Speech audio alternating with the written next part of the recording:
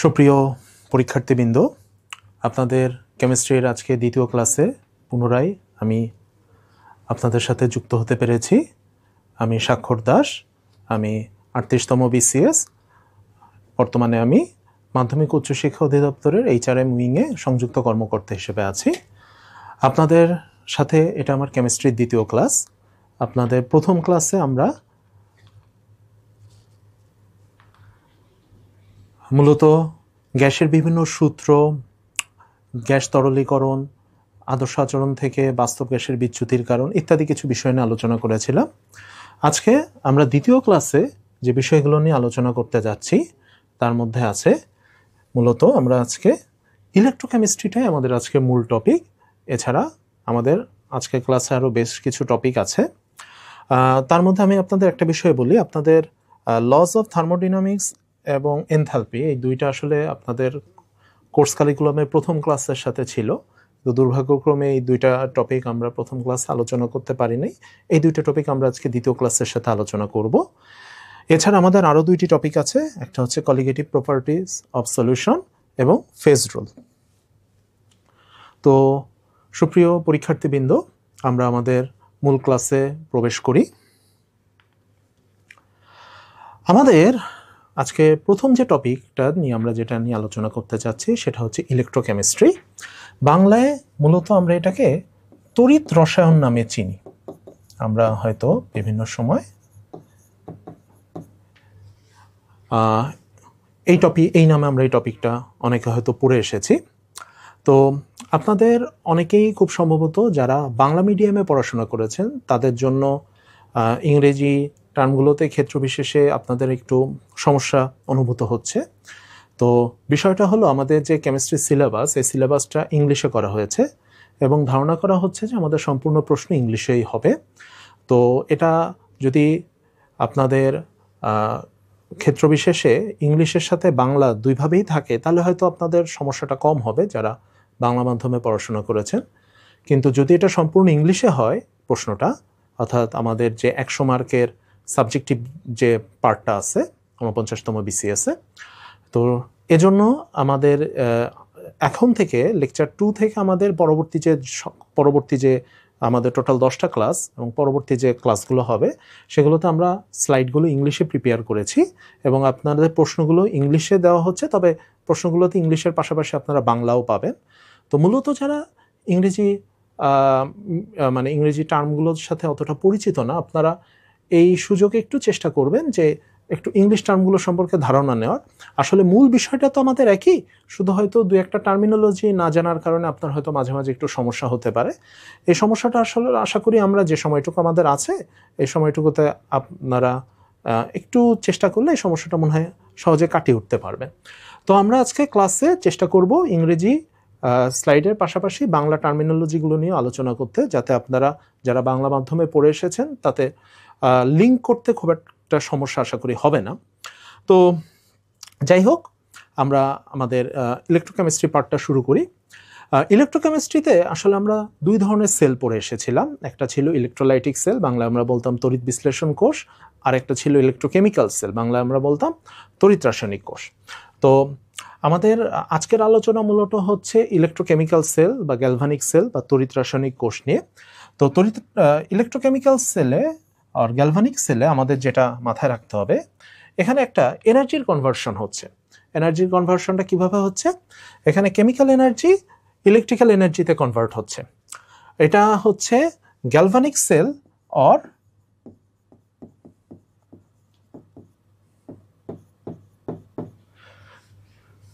Electrochemical সেলের ক্ষেত্রে true, but এটা যদি ইলেকট্রোলাইটিক সেল হতো তাহলে এখানে কিন্তু উল্টাটা ঘটতো। সেক্ষেত্রে আমাদের ইলেকট্রিক্যাল এনার্জি কেমিক্যাল এনার্জিতে কনভার্ট হতো। তো আমাদের ইলেকট্রোলাইটিক সেলের একটা ক্লাস আছে, এটা আমাদের লেকচার 3 এর সাথে।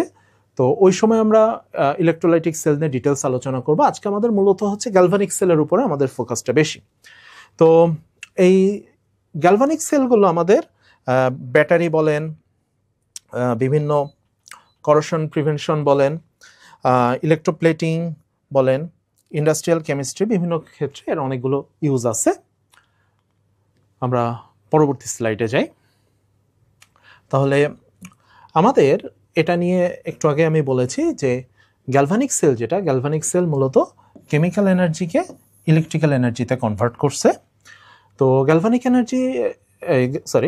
সেলে আমাদের যে যে কম্পোনেন্টগুলো থাকে তার মধ্যে আমরা জানি যে এখানে আমাদের একটি অ্যানোড থাকবে, একটি ক্যাথোড থাকবে, একটা সল্ট ব্রিজ থাকবে এবং আমাদের একটা এক্সটার্নাল কিছু ওয়্যার, সার্কিট না বলে এটাকে আমরা ওয়্যার বলতে পারি। বাট মাথায় রাখবেন এখানে কোনো ব্যাটারি থাকতে পারবে না। There will be no batteries or there will be no external electrical source.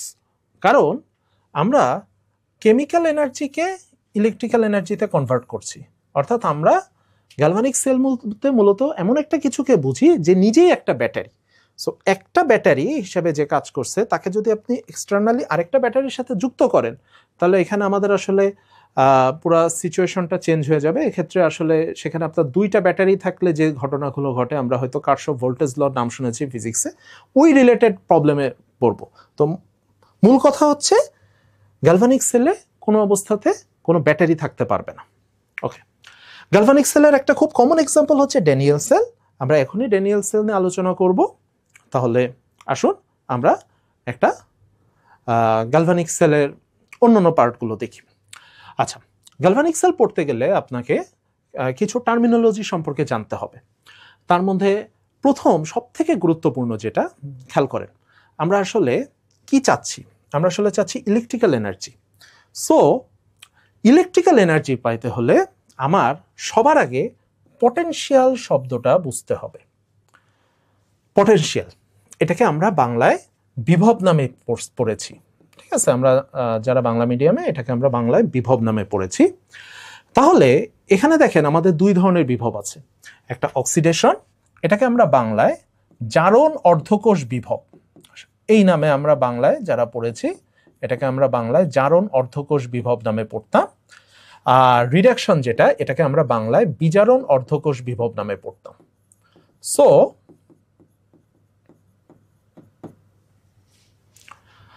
আমরা একটা গ্যালভানিক সেলে মূলত দুই ধরনের বিভব পাচ্ছি, একটা রিডাকশন বা বিজারণের জন্য, একটা অক্সিডেশন বা জারণের জন্য। তাহলে এখানে আমাদের আরেকটা বিষয় আছে। বিষয়টা হচ্ছে এখানে দেখেন আমরা একটা শব্দ লিখেছি স্ট্যান্ডার্ড, এটাকে আমরা বাংলায় বলি প্রমাণ। অর্থাৎ এখানে আমাদের দুই ধরনের কন্ডিশন আছে। একটা কন্ডিশন হচ্ছে, খেয়াল করেন, যদি টেম্পারেচার হয় 25 ডিগ্রি সেলসিয়াস, প্রেশারটা অতটা ইম্পর্টেন্ট না, 298 কেলভিন মিনস এটাকে আমি 25 ডিগ্রি সেলসিয়াস বলতে পারি। আর কনসেন্ট্রেশন যদি হয় আমার 1 মোলার, দেন এই কন্ডিশনটাকে আমরা বলতে পারি স্ট্যান্ডার্ড। ওকে, তাহলে যদি এই কন্ডিশনটা ফুলফিল করে তাহলে আমরা সেটাকে স্ট্যান্ডার্ড পটেনশিয়াল বলবো। যদি এই কন্ডিশনটা ফুলফিল না করে তাহলে আমরা এটাকে স্ট্যান্ডার্ড পটেনশিয়াল বলবো না। এখন এখানে আরেকটা গুরুত্বপূর্ণ জিনিস আছে, খেয়াল করেন, যেটাকে আমরা বলছি সেল পটেনশিয়াল। এটার আরেকটা নাম, এটাকে সংক্ষেপে আমরা ইএমএফ বলে থাকি। ইএমএফ এর ফুল ফর্ম হচ্ছে ইলেকট্রোমোটিভ ফোর্স। এটাকে বাংলায় আমরা তড়িৎচালক শক্তি বলে অভ্যস্ত। এই টার্মটাকে আমরা বাংলায় তড়িৎচালক শক্তি বলে অভ্যস্ত। তো এখানে এই যে আমরা অক্সিডেশন অ্যান্ড রিডাকশন পটেনশিয়াল, এই যে দুইটা পটেনশিয়াল আমরা বের করব, এই দুইটা পটেনশিয়াল আমার বের করার উদ্দেশ্যটা হচ্ছে আমরা এই দুইটা পটেনশিয়াল থেকে আমরা সেল পটেনশিয়ালটা বের করতে চাই। আমাদের মূল উদ্দেশ্য কিন্তু সেল পটেনশিয়াল, আমাদের মূল উদ্দেশ্য মানে সেল পটেনশিয়াল বের করার জন্যই মূলত আমরা অক্সিডেশন এন্ড রিডাকশন পটেনশিয়ালটা বের করছি। এখন আসেন, সেল পটেনশিয়ালের সাথে অক্সিডেশন এন্ড রিডাকশন পটেনশিয়ালের একটা রিলেশন আছে। তার আগে আমি একটা কথা বলে রাখি, এই যে আমরা একটু আগে স্ট্যান্ডার্ড শব্দটা নিয়ে আলোচনা করলাম, স্ট্যান্ডার্ড শব্দটা ভিজুয়াল, অর্থাৎ কখন আপনি দেখে বুঝবেন যে এটা স্ট্যান্ডার্ড কন্ডিশন বোঝানো হচ্ছে, খুব সহজ। এই যে দেখেন মাথায় আমি একটা জিরো দিয়েছি, এটাকে আমরা নট পরে অভ্যস্ত, ইনট সেল। মাথায় যদি জিরো থাকে তাহলে বুঝে নেবেন এটা হচ্ছে আমার স্ট্যান্ডার্ড। যদি এই জিরোটা আমি না দিতাম তাহলে বুঝে নিতেন স্ট্যান্ডার্ড কন্ডিশন না। তাহলে আমরা ইনট সেল ইকুয়াল টু বলতে পারি E nought ox plus E nought red. একটু খেয়াল রাখবেন, অক্সিডেশনকে সংক্ষেপে আমরা অক্স লিখি, রিডাকশনকে সংক্ষেপে আমরা রেড লিখি। এই ফর্মুলাটাই ডিফারেন্ট ক্যাটাগরি বা ডিফারেন্ট ওয়েতে লেখা যায়। আমার কাছে বা এইভাবে লেখাটাই এটা হচ্ছে বলা যায় যে সবার জন্য একটু সহজবোধ্য হয়, জটিলতা কম হয়, যে আমি এই ফর্মুলাটাকে সবচেয়ে সিম্পল ফর্মে যেটা লিখতে পারি সেটা হচ্ছে এইটা। অর্থাৎ আমরা অক্সিডেশন পটেনশিয়াল এবং রিডাকশন পটেনশিয়াল যদি সিম্পলি যোগ করি, জাস্ট যোগ, এই ফর্মুলাটাকে মাইনাস অর্থাৎ বিয়োগের মাধ্যমেও লেখা সম্ভব, কিন্তু আমরা জাস্ট একটা ওয়েতেই শিখি। তো এই পটেনশিয়াল দুইটাকে আমরা যদি যোগ করি তাহলে আমরা সেল পটেনশিয়াল পাবো। আমাদের মূল উদ্দেশ্য কিন্তু একটা গ্যালভানিক সেলে আমাদের মূল উদ্দেশ্য হচ্ছে আমাদের কতটুকু ইলেকট্রিসিটি তৈরি করছে, অর্থাৎ আমি একটা কেমিক্যাল এনার্জি ব্যবহার করে আমি কতটুকু ইলেকট্রিসিটি আমি পাবো, সেটা কিন্তু আমাদের মূলত বের করতে হবে এখান থেকে। তাহলে ইলেকট্রিসিটি বের করার জন্য আমার আগে ভোল্টেজ জানাটা জরুরি। তাহলে আমরা ইলেকট্রিসিটি কিভাবে পাবো? আমরা মেবি ফিজিক্সে এই ফর্মুলাটা সবাই শিখেছি যে V equal to IR, V means voltage, I means current, R means resistance. তাহলে আমরা যদি এখান থেকে কারেন্ট বের করতে চাই তাহলে ভোল্টেজ আর পটেনশিয়াল কিন্তু সেম, প্রায় সেম বলা যায়, সেম জিনিস। তাহলে আমরা যদি সেই ওহমস ল, যেটা ওহমের ফর্মুলা, সেটা যদি আমরা অ্যাপ্লাই করি তাহলে এখান থেকে মূলত আমরা পটেনশিয়াল বের করব, পটেনশিয়াল বের করে সেখান থেকে আমরা কারেন্টও বের করব। আমাদের গ্যালভানিক সেলের মূল ফাংশনটা হচ্ছে এই পটেনশিয়াল আর কারেন্ট, এই দুইটা মিললে আমরা এখান থেকে বের করতে চাই, তার জন্যই এত কিছু। তাহলে আমাদের পটেনশিয়াল সম্পর্কে হয়তো একটু ধারণা হলো। এখন আমাদের মূল কাজ যেটা, আমরা একটা এক্সাম্পল বা আমরা একটা সেল থেকে কি করে পটেনশিয়াল বের করতে পারবো, এই জিনিসটা আমাদের এখন শিখতে হবে। খেয়াল করে যদি আমরা দেখি, এখানে আমরা একটা গ্যালভানিক সেল ড্র করেছি, এটাকে আমরা একটু আগে ড্যানিয়েল, এটাকে সচরাচর ড্যানিয়েল সেলও বলে থাকি আমরা। জাস্ট এই সেলটাতে আমরা যদি একটু খেয়াল করি, এখানে একটা জিঙ্কের একটা টুকরা বা পাত, যেটাকে আমরা বেসিক্যালি বলে থাকি, ইংরেজিতে বলি ইলেকট্রোড, বাংলায় বলি আমরা তড়িৎদ্বার, এবং অনুরূপ আমরা কপারের একটা ইলেকট্রোড দেখতে পাচ্ছি। এই জিঙ্ক এবং কপারকে খেয়াল করেন একটা ওয়্যার দিয়ে কানেক্ট করা হয়েছে। এই ওয়্যারের এখানে আপনার একটা গ্যালভানোমিটার থাকতে পারে, যে গ্যালভানোমিটার কোন দিকে ইলেকট্রিসিটি ফ্লো করবে সেই ডিরেকশনটা বলে দিবে, আর ইলেকট্রিসিটি আসলেই ফ্লো হচ্ছে কিনা সেই ডিরেকশনটা দেখানোর জন্য আমি এখানে একটা চাইলে গ্যালভানোমিটার সেট করতে পারি। আমার এখানে একটা গুরুত্বপূর্ণ জিনিস হচ্ছে, আমার এখানে একটা সল্ট ব্রিজ আর একটা লবণ সেতু থাকবে। যদি সল্ট ব্রিজটা আমি না দিই তাহলে এই সেলটা আমার কমপ্লিট হবে না। আর এখানে দেখেন আমার দুইটা ইলেকট্রোলাইট, বাংলা আমরা যদি বলি তড়িৎ বিশ্লেষ্য, এখানে আমার দুইটা ইলেকট্রোলাইট আছে। এই দুইটা ইলেকট্রোলাইট অর্থাৎ তড়িৎ বিশ্লেষ্যের ক্ষেত্রে এখানে একটা খুব গুরুত্বপূর্ণ একটা বিষয়টা সেটা হচ্ছে, আপনি যদি কোনো গ্যালভানিক সেল তৈরি করতে চান তাহলে প্রথম যেটা আপনাকে করতে হবে, আপনার ইলেকট্রোড এবং ইলেকট্রোলাইসিস এই দুইটা মাস্ট বি সিমিলার। এখানে আমাদের একটা থিওরি আছে, থিওরিটা হচ্ছে নার্স থিওরি। আমরা সামনে নার্স ফর্মুলা পড়ব, তার আগে আমি আপনাদের নার্স থিওরিটা বলি। আচ্ছা, এখানে দুইটা আর হয়ে গেছে, একটা আর হবে। নার্স থিওরিটা বলি। নার্স থিওরি বলছে, যখন আমি কোনো ইলেকট্রোডকে তারই ইলেকট্রোলাইসিসের মাধ্যমে দ্রবীভূত করি, অর্থাৎ আমি যখন কোনো, বাংলায় যদি বলি তড়িৎদ্বার, সে জিঙ্ক, এখানে আমার সামনে যেটা আছে, এই জিঙ্ককে আমি যদি জিঙ্ক সালফেটের মধ্যে দ্রবীভূত করি, তাহলে আমার এই দুইটার, যেটাকে আমরা বাংলায় বলি সংযোগস্থল, ইংরেজিতে যদি বলা হয় কানেকশন পয়েন্ট, তাহলে এই মেটাল এবং এই সলিউশন, এই দুইটার কানেকশন পয়েন্টে আপনার একটা পটেনশিয়াল ডিফারেন্স সৃষ্টি হবে। এখানে একটা পটেনশিয়াল ডিফারেন্স সৃষ্টি হবে। এই জিনিসটা আমাকে বলছে নার্স আমাকে বলছেন যে আপনি যখন কোনো মেটালকে তারই ইলেকট্রোলাইটসের মধ্যে দ্রবীভূত করবেন, অবশ্যই সেখানে একটা পটেনশিয়াল ডিফারেন্স সৃষ্টি হবে। দ্যাটস ওয়াই আমি জিঙ্ককে জিঙ্ক সালফেটের মধ্যেই দ্রবীভূত করব, কপারকে কপার সালফেটের মধ্যেই দ্রবীভূত করব। নট নেসেসারিলি এটা জিঙ্ক সালফেট হতে হবে, এটা আপনি এনি জিঙ্ক 2+, অর্থাৎ জিঙ্কের এনি ইলেকট্রোলাইটস, কন্ডিশন হচ্ছে সেটা পানিতে দ্রবণীয় ইলেকট্রোলাইটস হইতে হবে। একই রকম ভাবে আপনি এটাকে কপার সালফেটের পরিবর্তে আপনি এখানে কপার নাইট্রেট ইউজ করতে পারেন, জিঙ্ক সালফেটের পরিবর্তে আপনি জিঙ্ক নাইট্রেট ইউজ করতে পারেন। অর্থাৎ আমার এখানে জিঙ্ক 2+টা হচ্ছে ম্যান্ডেটরি। এবার আমাদের মূল জায়গাটায় আসা যাক। আমাদের সামনে একটি ড্যানিয়েল বা একটি গ্যালভানিক সেল আছে।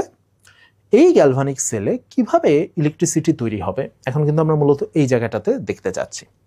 তো প্রথমে আপনাদের একটা জিনিস বলি, একটু আগে আমরা যে রিডক্স পটেনশিয়াল নিয়ে আলোচনা করলাম, অর্থাৎ আমরা অক্সিডেশন এবং রিডাকশন পটেনশিয়াল নিয়ে আলোচনা করলাম, এই পটেনশিয়ালের ভ্যালুটা আপনাকে অলওয়েজ ওরা দিয়ে দিবে।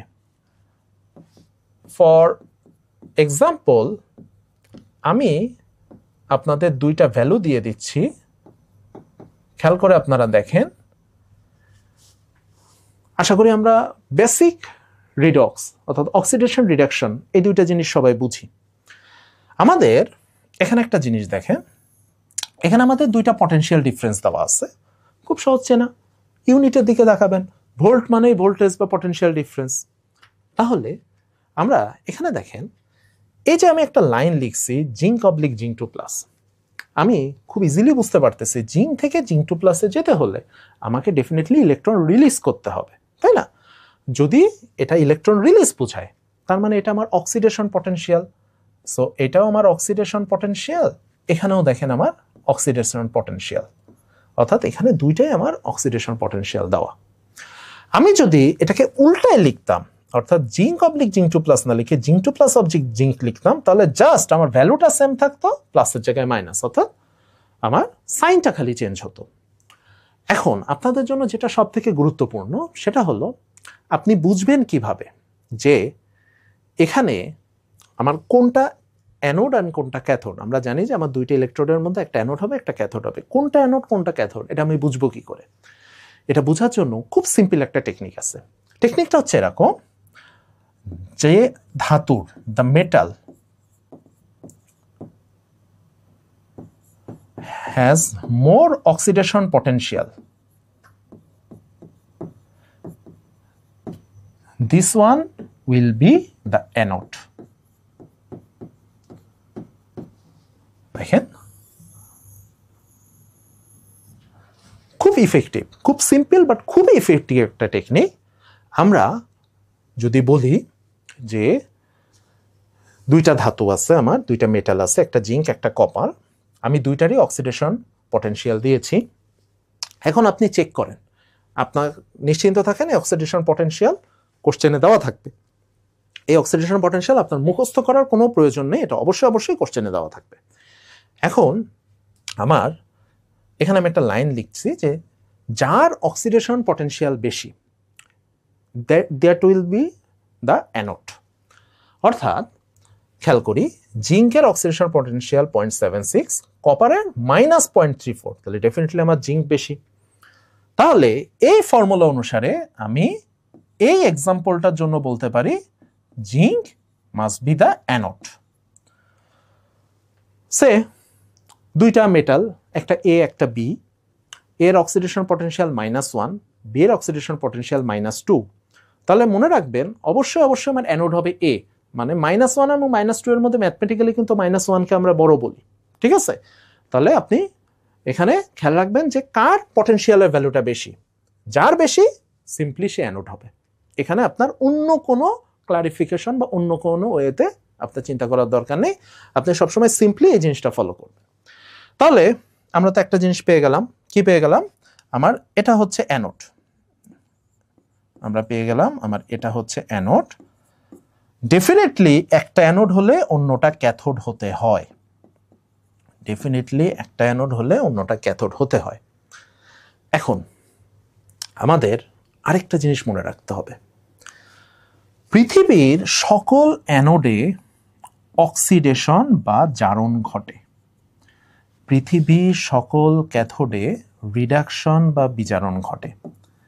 এই কথাটা আমি আপনাদের কেন বলছি, ড্যানিয়েল সেলে অ্যানোড আর ক্যাথোডের সাইনটা মানে একরকম, আমি যদি ইলেকট্রোলাইটিক সেলে যাই, অ্যানোড আর ক্যাথোডের সাইন হয়ে যাবে অন্যরকম। মানে অ্যানোড আর ক্যাথোডের সাইনটা ফিক্স না। সাইন বলতে আমি আসলে প্লাস অর মাইনাস বোঝাচ্ছি।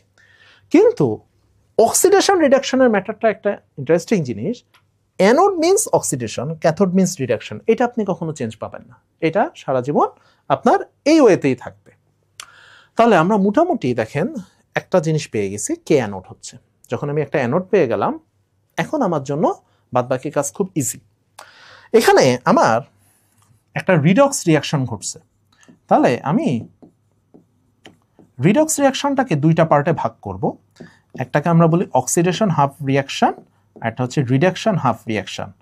হাফ আর লিখলাম না, আমি শুধু অক্সিডেশন এন্ড রিডাকশন লিখলাম। তাহলে অক্সিডেশনটা কোথায় হচ্ছে? অ্যানোডে। অ্যানোডে কে আছে? জিঙ্ক আছে। Oxidation means release of electron. তাহলে zinc, it can release 2 electrons to form zinc 2 plus. Similarly, যখন ইলেকট্রন রিলিজ হয় তখন সেই ইলেকট্রন কেউ না কেউ অ্যাবজর্ব করবেই। সেই কাজটা এখানে করবে কপার 2 প্লাস। কপার নিশ্চয়ই একটা মেটাল, তার পক্ষে ইলেকট্রন রিসিভ করা সম্ভব না, তাহলে ডেফিনেটলি সেটা কপার 2 প্লাস করবে। তাহলে এবার আসেন আমরা একটু ফিগারটার দিকে তাকাই। দেখেন এখানে জিঙ্ক কি করলো? ইলেকট্রন রিলিজ করলো। তাহলে এই আমার জিঙ্ক ইলেকট্রন রিলিজ করলো। এই ইলেকট্রনটা মুভ করলো কোথায়? এই ইলেকট্রনটা মুভ করলো নেক্সট টু কপার। যখন কপারের প্লেটের কাছে এই ইলেকট্রনটা আসলো, তখন আমরা বলছি এই প্লেট, এই সলিউশনে যেমন কপার 2 প্লাস আছে, এই প্লেটের মধ্যেও কিন্তু কপার 2 প্লাস আছে, যেটাকে আমরা মেটাল বন্ড হিসাবে জানি। তাহলে এই প্লেটের মধ্যে থাকা কপার 2 প্লাস ইলেকট্রন রিসিভ করলে কপারে পরিণত হলো। এখন আমরা আগেই ডিসাইড করে রাখছি, দেখেন আমরা কিন্তু আগেই ডিসাইড করে রাখছি অক্সিডেশন হবে অ্যানোডে, রিডাকশন হবে ক্যাথোডে। এটা কিন্তু আমরা আগেই ডিসাইড করে রাখছি। এখন আরেকটা জিনিস আমরা এখানে করব, সেটা হলো সাইন অফ দ্য ইলেকট্রোডস। খুবই ভাইটাল জিনিস, খেয়াল করেন। আমরা জানি ইলেকট্রন যেদিকে মুভ করে ইলেকট্রিসিটি ফ্লো হয় তার বিপরীত দিকে। যদিও এটা ভুল, কিন্তু এই ভুল জিনিসটাই আমরা শতাব্দী ধরে শিখে আসছি। ইলেকট্রিসিটির রুলটা আমরা যদি মনে রাখি, ইলেকট্রিসিটি সবসময় মুভ করবে ফ্রম পজিটিভ টু নেগেটিভ। এটা মেবি আমরা সবাই জানি এখানে। তাহলে খেয়াল করেন, এইটা আমার যদি ইলেকট্রিসিটি এদিকে মুভ করে, তাহলে খেয়াল করেন এই পয়েন্টটাকে আমার হতে হবে প্লাস, অ্যান্ড এই পয়েন্টটাকে আমার হতে হবে মাইনাস। তাহলে আমার ইলেকট্রিসিটি এই যে প্লাস থেকে মাইনাসের দিকে মুভ করছে। সো তাহলে আমি অ্যানোড পাচ্ছি দেখেন নেগেটিভ, আমি ক্যাথোড পাচ্ছি দেখেন পজিটিভ। That's another achievement. আমরা দুইটা জিনিস, প্রথমে আমি এই পটেনশিয়াল দেখে অ্যানোড ক্যাথোড ডিসাইড করলাম। নেক্সট আমি কি করলাম? অ্যানোড ক্যাথোড ডিসাইড করার পর কোথায় অক্সিডেশন কোথায় রিডাকশন এটা ডিসাইড করলাম। কন্টেম্পোরারি আমি কি ডিসাইড করলাম যে অ্যানোড এবং ক্যাথোডের সাইনটা কি হবে। আমি পাচ্ছি অ্যানোড হয়ে গেছে নেগেটিভ, ক্যাথোড হয়ে গেছে পজিটিভ। আমি এই কথাটা আপনাদের একটু আগে বলছিলাম, এটা যদি ড্যানিয়েল অর গ্যালভানিক সেল না হয়, ইলেকট্রোলাইটিক সেল হতো, তাহলে কিন্তু অ্যানোড হতো পজিটিভ, ক্যাথোড হতো negative. That's the sign could be different, but oxidation and reduction will be same forever. এখন আমাদের মূল উদ্দেশ্য থেকে কিন্তু আমরা সরে যাচ্ছি। আমাদের মূল উদ্দেশ্য ছিল পটেনশিয়াল বের করা। খেয়াল রাখবেন, আমি শুরুতেই বলছিলাম নার্স থিওরি অনুসারে যেহেতু এখানে আপনার একটা ইলেকট্রন রিলিজ আর ইলেকট্রন রিসিভ চলছে, তাহলে অবশ্যই এখানে আপনার একটা পটেনশিয়াল ডিফারেন্স ক্রিয়েট হবে। তাহলে অক্সিডেশন রিয়াকশনে যে পটেনশিয়ালটা ক্রিয়েট হয়, খুব সিম্পলি আমরা সেটাকে অক্সিডেশন পটেনশিয়াল বলি। রিডাকশনের জন্য আমার যে পটেনশিয়ালটা ক্রিয়েট হয়, খুব সিম্পলি আমরা সেটাকে রিডাকশন পটেনশিয়াল বলি। এখন আসেন আমরা যদি এই দুইটা রিয়াকশন অ্যাড করে দিই, অ্যাড করলে আমরা যেটা পাবো সেটাকে আমরা বলবো সেল রিয়াকশন। তাহলে সেল রিয়াকশনটা কি দাঁড়াচ্ছে? Zinc plus copper 2 plus equal to zinc 2 plus plus copper. খেয়াল করেন, যখন আমি রিয়াকশন দুইটা যোগ করছি, একই সাথে আমি এই পটেনশিয়াল দুইটাকেও যোগ করতে পারি। যদি আমি পটেনশিয়াল দুইটাকে যোগ করি, তাহলে আমি পেলাম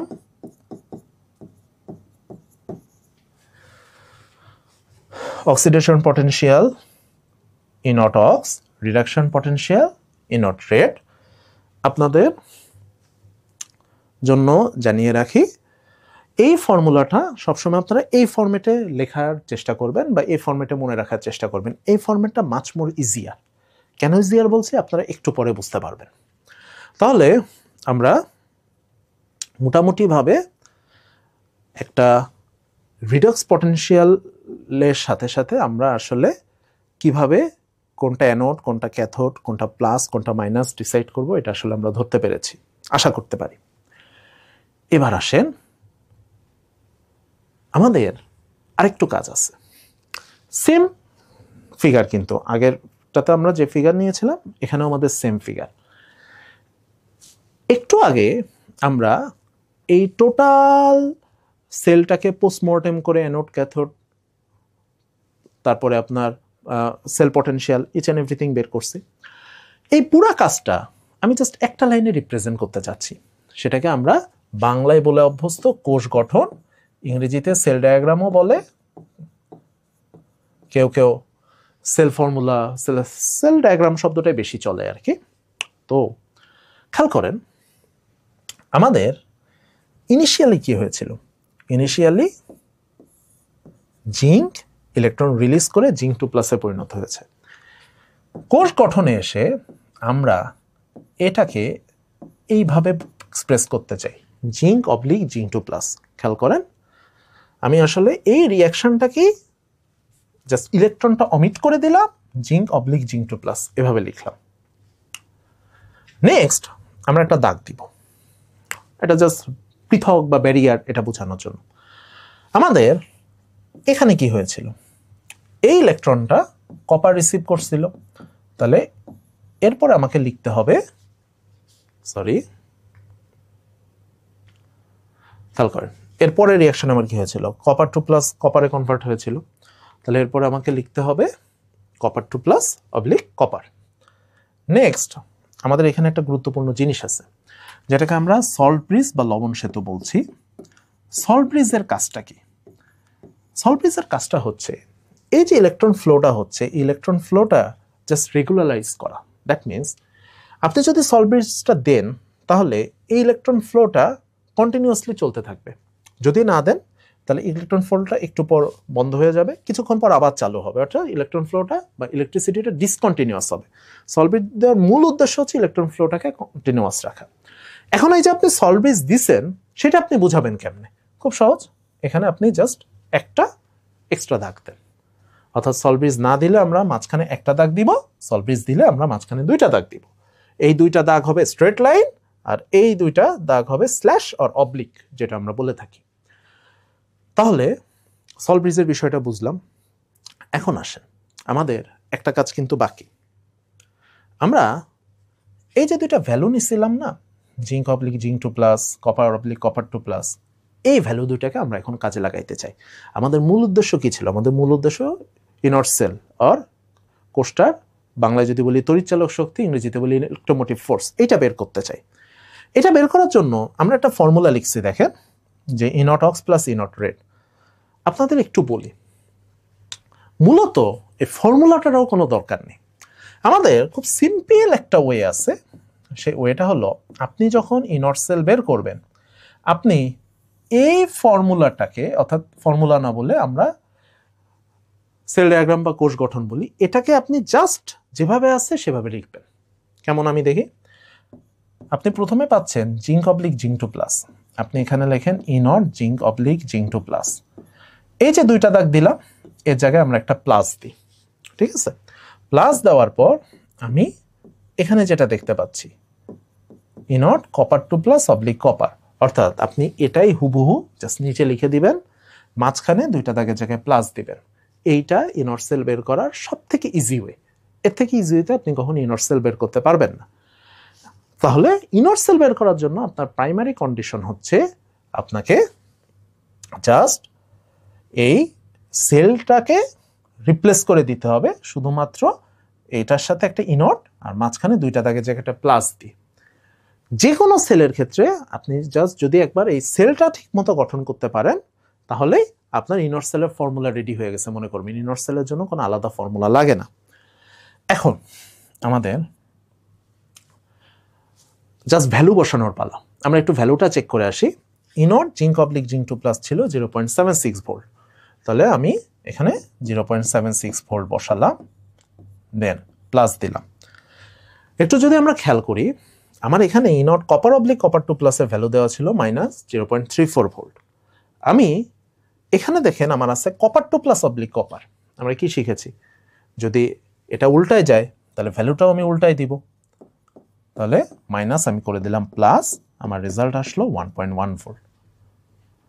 খেয়াল করেন, তাহলে যে কোনো ক্ষেত্রে আমাদের মূল উদ্দেশ্যটা থাকবে যে এই সেল ডায়াগ্রাম বা এটাকে ঠিকঠাক মতো লেখা। ইন কেস তাও আপনার মনে কনফিউশন যে আপনার কোনো কারণে ভুল হচ্ছে কিনা, প্লাস মাইনাস উল্টা গেল কিনা, খুব ইজি, তারও ওয়ে আছে। সবসময় মনে রাখবেন, এই যে আমার সেল রিয়াকশানে যারা রিয়াক্ট্যান্ট, খেয়াল করেন, সেল রিয়াকশানে যারা রিয়াক্ট্যান্ট, সেল ডায়াগ্রামে এই রিয়াক্ট্যান্টগুলো থাকবে অবলিকের আগে, খেয়াল করেন। আর যারা প্রোডাক্ট, সেল রিয়াকশনে যারা প্রোডাক্ট, এরা থাকবে অবলিকের পরে। তাহলে আপনি ক্রস চেকও করতে পারছেন। আপনার যদি সেল রিয়াকশন দেওয়া থাকে, কোশ্চেন আপনাকে তো কিছু একটা দিবে, হয় পটেনশিয়াল দিবে, নাইলে সেল রিয়াকশন দিবে, নাইলে ফিগার দিবে, কিছু তো একটা আপনাকে দিতেই হবে। যেটাই দিক, আপনি যদি সেল রিয়াকশন পর্যন্ত আসতে পারেন বা কোশ্চেনে যদি আপনার সেল রিয়াকশন থাকে, আপনি জাস্ট একটা ক্রস চেক করবেন যে রিয়াক্ট্যান্ট বা বিক্রিয়ক যারা বলি তারা অবলিকের আগে আছে কিনা। তাহলে কি হবে জানেন, খেয়াল করেন, আপনি ইন কেস এই সেলটাকে উল্টা করে লিখলেন, কপার 2 প্লাস অবলিক কপার, দেন দুইটা দাগ, দেন জিঙ্ক অবলিক জিঙ্ক 2 প্লাস। আপনি চাইলে আপনি এভাবেও লিখে ফেললেন।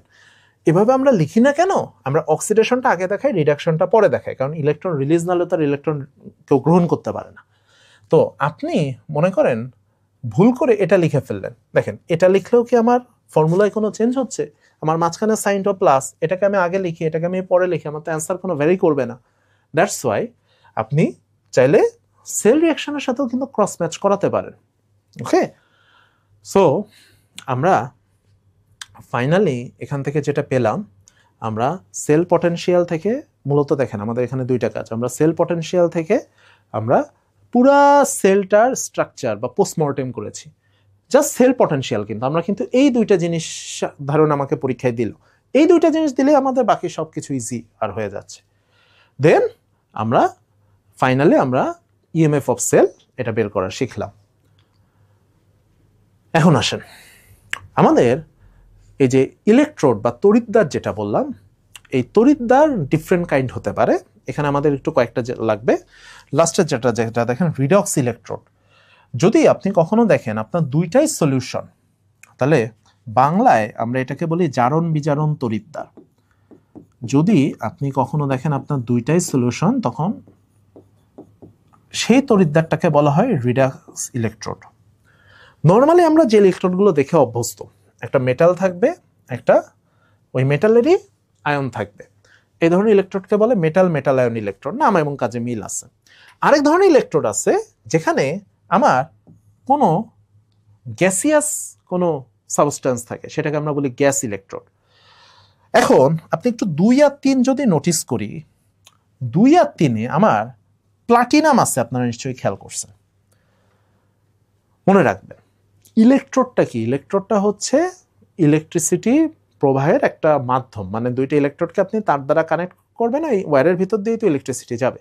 তো electrode must be a metal, ইলেকট্রোডকে অবশ্যই একটা ধাতু হতে হবে। কিন্তু যখন আপনার দুইটাই আয়ন হয়, মানে Fe2 প্লাস Fe3 প্লাস, এই দুইটাই তড়িৎ বিশ্লেষ্য, দ্যাট মিনস দুইটাই দ্রবণ আর দুইটাই আয়ন। এখানে দেখেন, এখানে আমার H প্লাস H2, H2 মূলত একটা গ্যাস, H প্লাস একটা দ্রবণ। সো যখন আপনার দুইটাই আয়ন আর দুইটাই দ্রবণ হবে, তখন ওইখানে আপনার একটা ডামি মেটাল লাগবে। ডামি মিনস ও রিয়াকশনে কোনো পার্টিসিপেট করবে না, কিন্তু ওই মেটালটাকে আপনার একটা ডামি ইলেকট্রোড হিসেবে ইউজ করতে হবে। এইসব সিচুয়েশনে আমরা প্লাটিনাম ইউজ করি, এইসব সিচুয়েশনে আমরা প্লাটিনাম ইউজ করি। ওকে, তাহলে আমরা প্লাটিনাম কখন ইউজ করব সেটা একটা ধারণা পেলাম।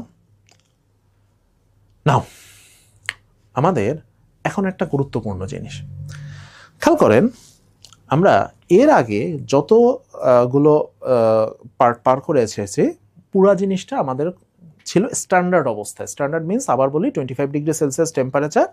এবং এখানে আমার একটা জিনিস বলতে মনে ছিল না, এখানে এই যে দুইটা সলিউশন ছিল এদের কনসেন্ট্রেশন কিন্তু স্ট্যান্ডার্ড কন্ডিশন অনুসারে আমার 1m হতে হবে। এদের কনসেন্ট্রেশন কিন্তু আমার 1m ছিল, স্ট্যান্ডার্ড কন্ডিশন অনুযায়ী এদের কনসেন্ট্রেশন আমার 1m হবে। এখন যদি এই স্ট্যান্ডার্ড কন্ডিশনের কোনো কিছু চেঞ্জ হয়, টেম্পারেচার বলেন কনসেন্ট্রেশন বলেন, তাহলে তখন আমার একটু নতুন ফর্মুলার হেল্প নিতে হবে। এই ফর্মুলাটাকে আমরা বলি নার্নস্ট ইকুয়েশন। নার্নস্ট ইকুয়েশনে প্রথমে হচ্ছে ইনটটা হচ্ছে ইনট সেল, যেটা আমরা একটু আগে বের করছি স্ট্যান্ডার্ড কন্ডিশনের জন্য। ইটা হচ্ছে ই সেল, এটা আমরা যে কোনো মানে পরিবর্তিত মানে আমার মানে কন্ডিশন চেঞ্জ হওয়ার কারণে আমি নতুন যে পটেনশিয়ালটা পাবো সেটা। এখানে 0.0591 এর বিষয়টা আমি আপনাদের বলি। অ্যাকচুয়ালি নার্নস ফর্মুলাটা ছিল এইটা, E equal to E nought minus 2.303 RT by NF log of K. K means equilibrium constant. এটা ছিল আমার অরিজিনাল ফর্মুলা।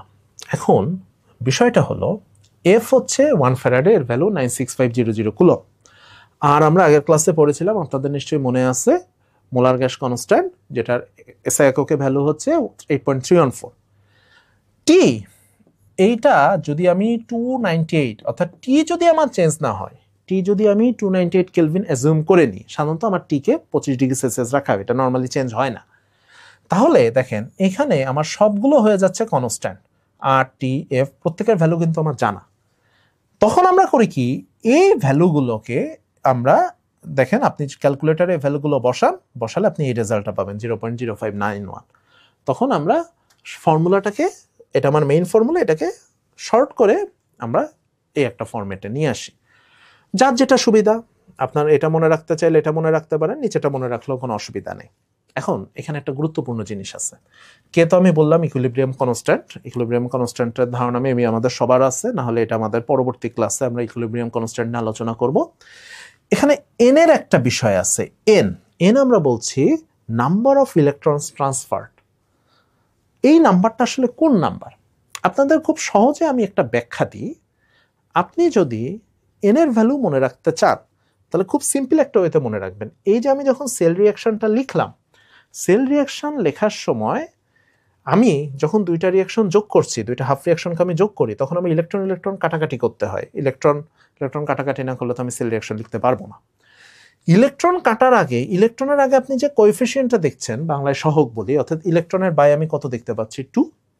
এই 2টাই হচ্ছে আপনার এন। সবসময় এখানে এন এর ভ্যালু মনে রাখবেন যে ইলেকট্রন ইলেকট্রন কাটার আগে, ইলেকট্রনের আগে যে কোএফিসিয়েন্টটা থাকে, এই কোএফিসিয়েন্টটাকে আমরা এন বলি।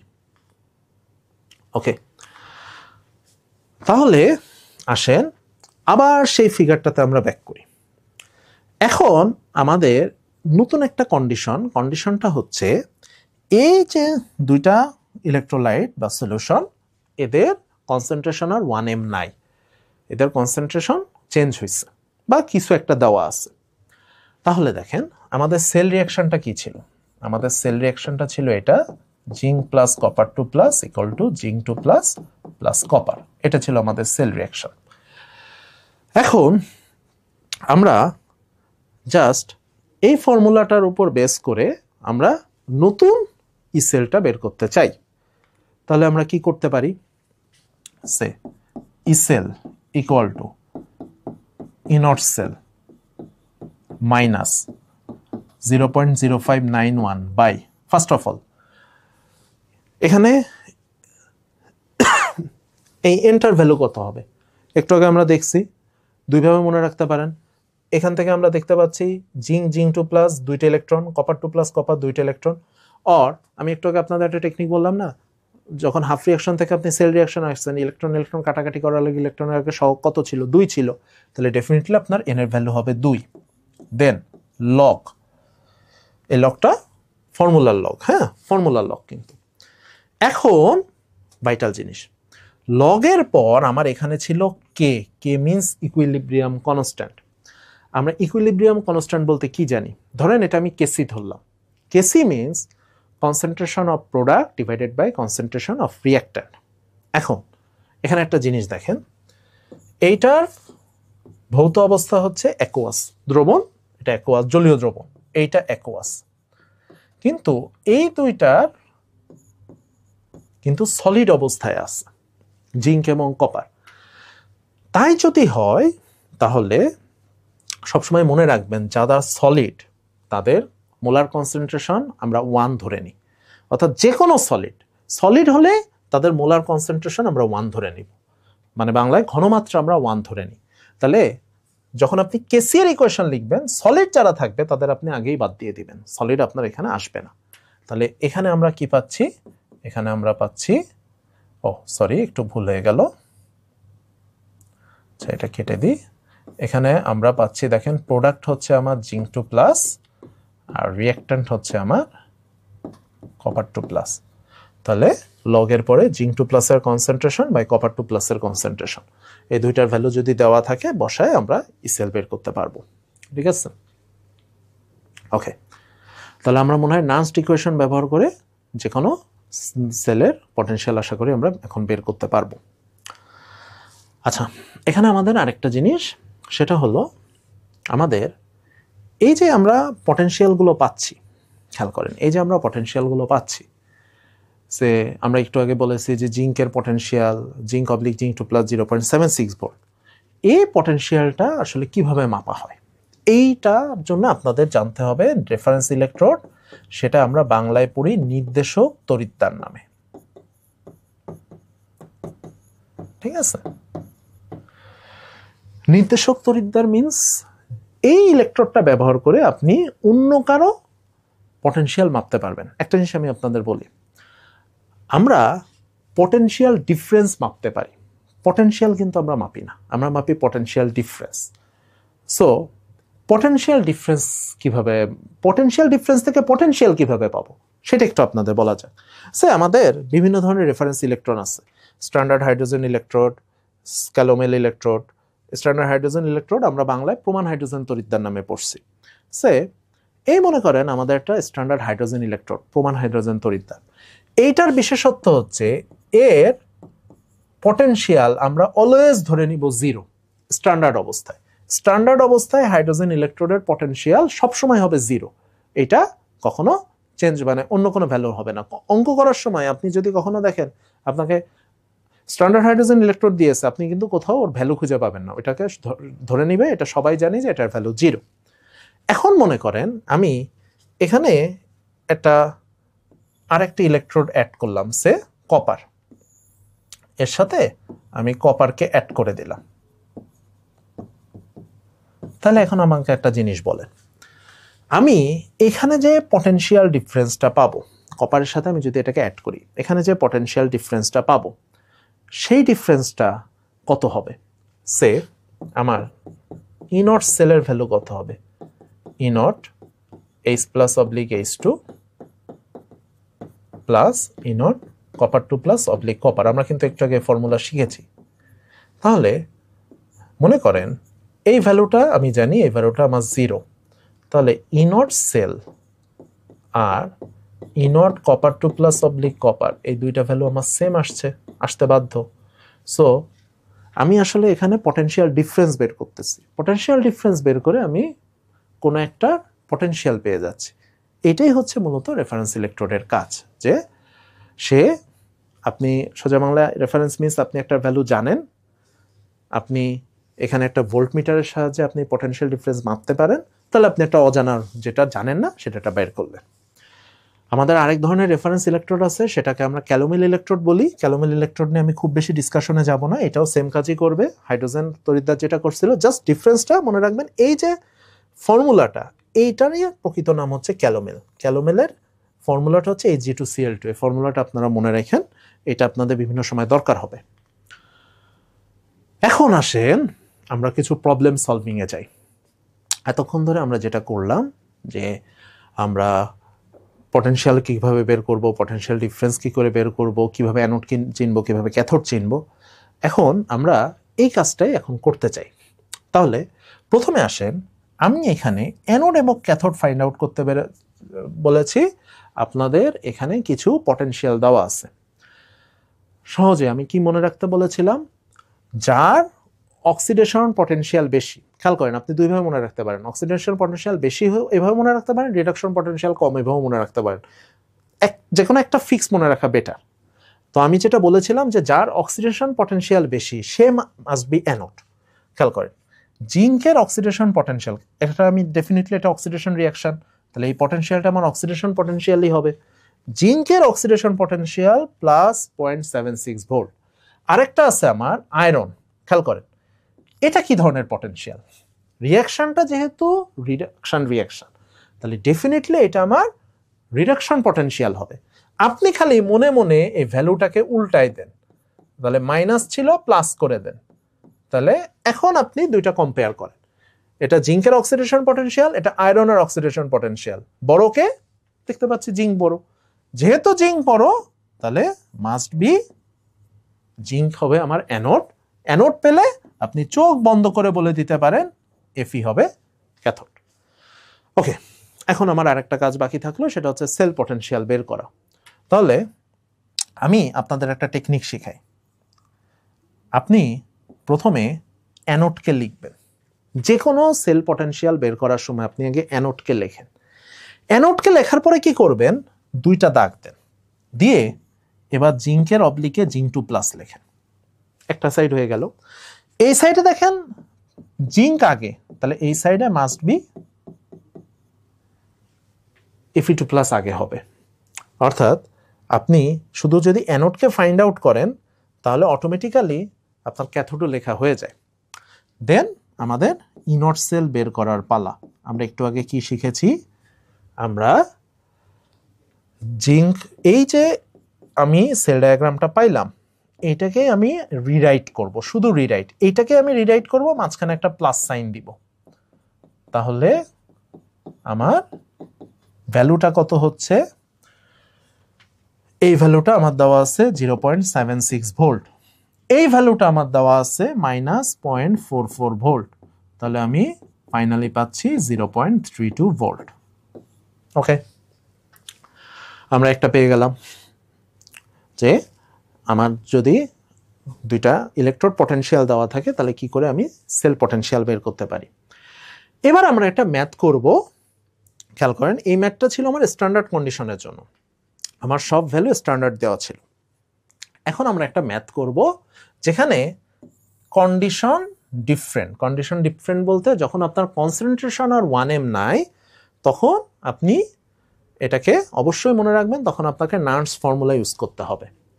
তাহলে প্রথমে আমি যখন দেখছি আমার এখানে কনসেন্ট্রেশন 1m ব্যতীত অন্য কিছু আছে, তার মানে আমি বুঝে যাবো আমার এখানে নার্স ইউজ করতে হবে। আমি নার্সের ফর্মুলাটা লিখে ফেলি, ই সেল সমান E naught cell minus 0.0591 by n log of k। এটা ছিল আমার নার্স ফর্মুলা। তাহলে নার্স ফর্মুলার জন্য আমার সবার আগে যেটা লাগবে, আমার সেল রিয়াকশন লাগবে। আচ্ছা, সেল রিয়াকশন কিন্তু এখান থেকে বের করা খুব সহজ। দেখেন আমি জানি বাম সাইডে হচ্ছে অক্সিডেশন,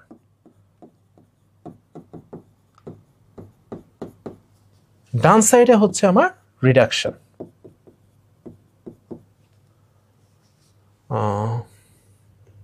সরি, এখানে আমার একটু ভুল হয়েছে, Fe3+টা আগে হবে, Fe2+টা পরে যাবে। ঠিক আছে, এখানে একটু মাইনর কানেকশন আছে। Fe3+টা আমার আসলে দুইটাই অক্সিডেশন হয়ে গেছে।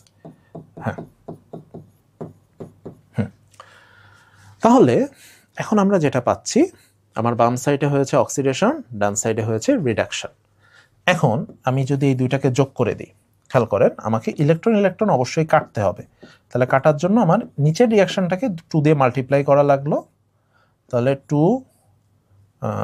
এখানে 2টা হবে না, Sn2 plus 2Fe3 plus equal to Sn4 plus plus 2Fe2 plus. আমি ফাইনালি এটা পেলাম। ঠিক আছে, এটা হচ্ছে আমার সেল রিয়াকশন।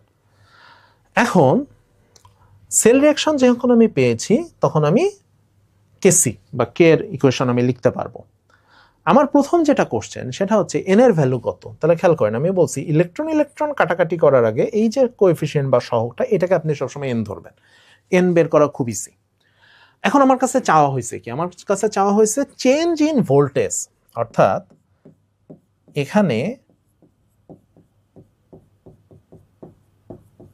যদি এই কনসেন্ট্রেশনটা আমার 1m হতো তাহলে আমি ডেফিনেটলি ই পেয়ে যেতাম, আমার ইনর্ট সেলের ভ্যালুই আমার এনাফ হতো।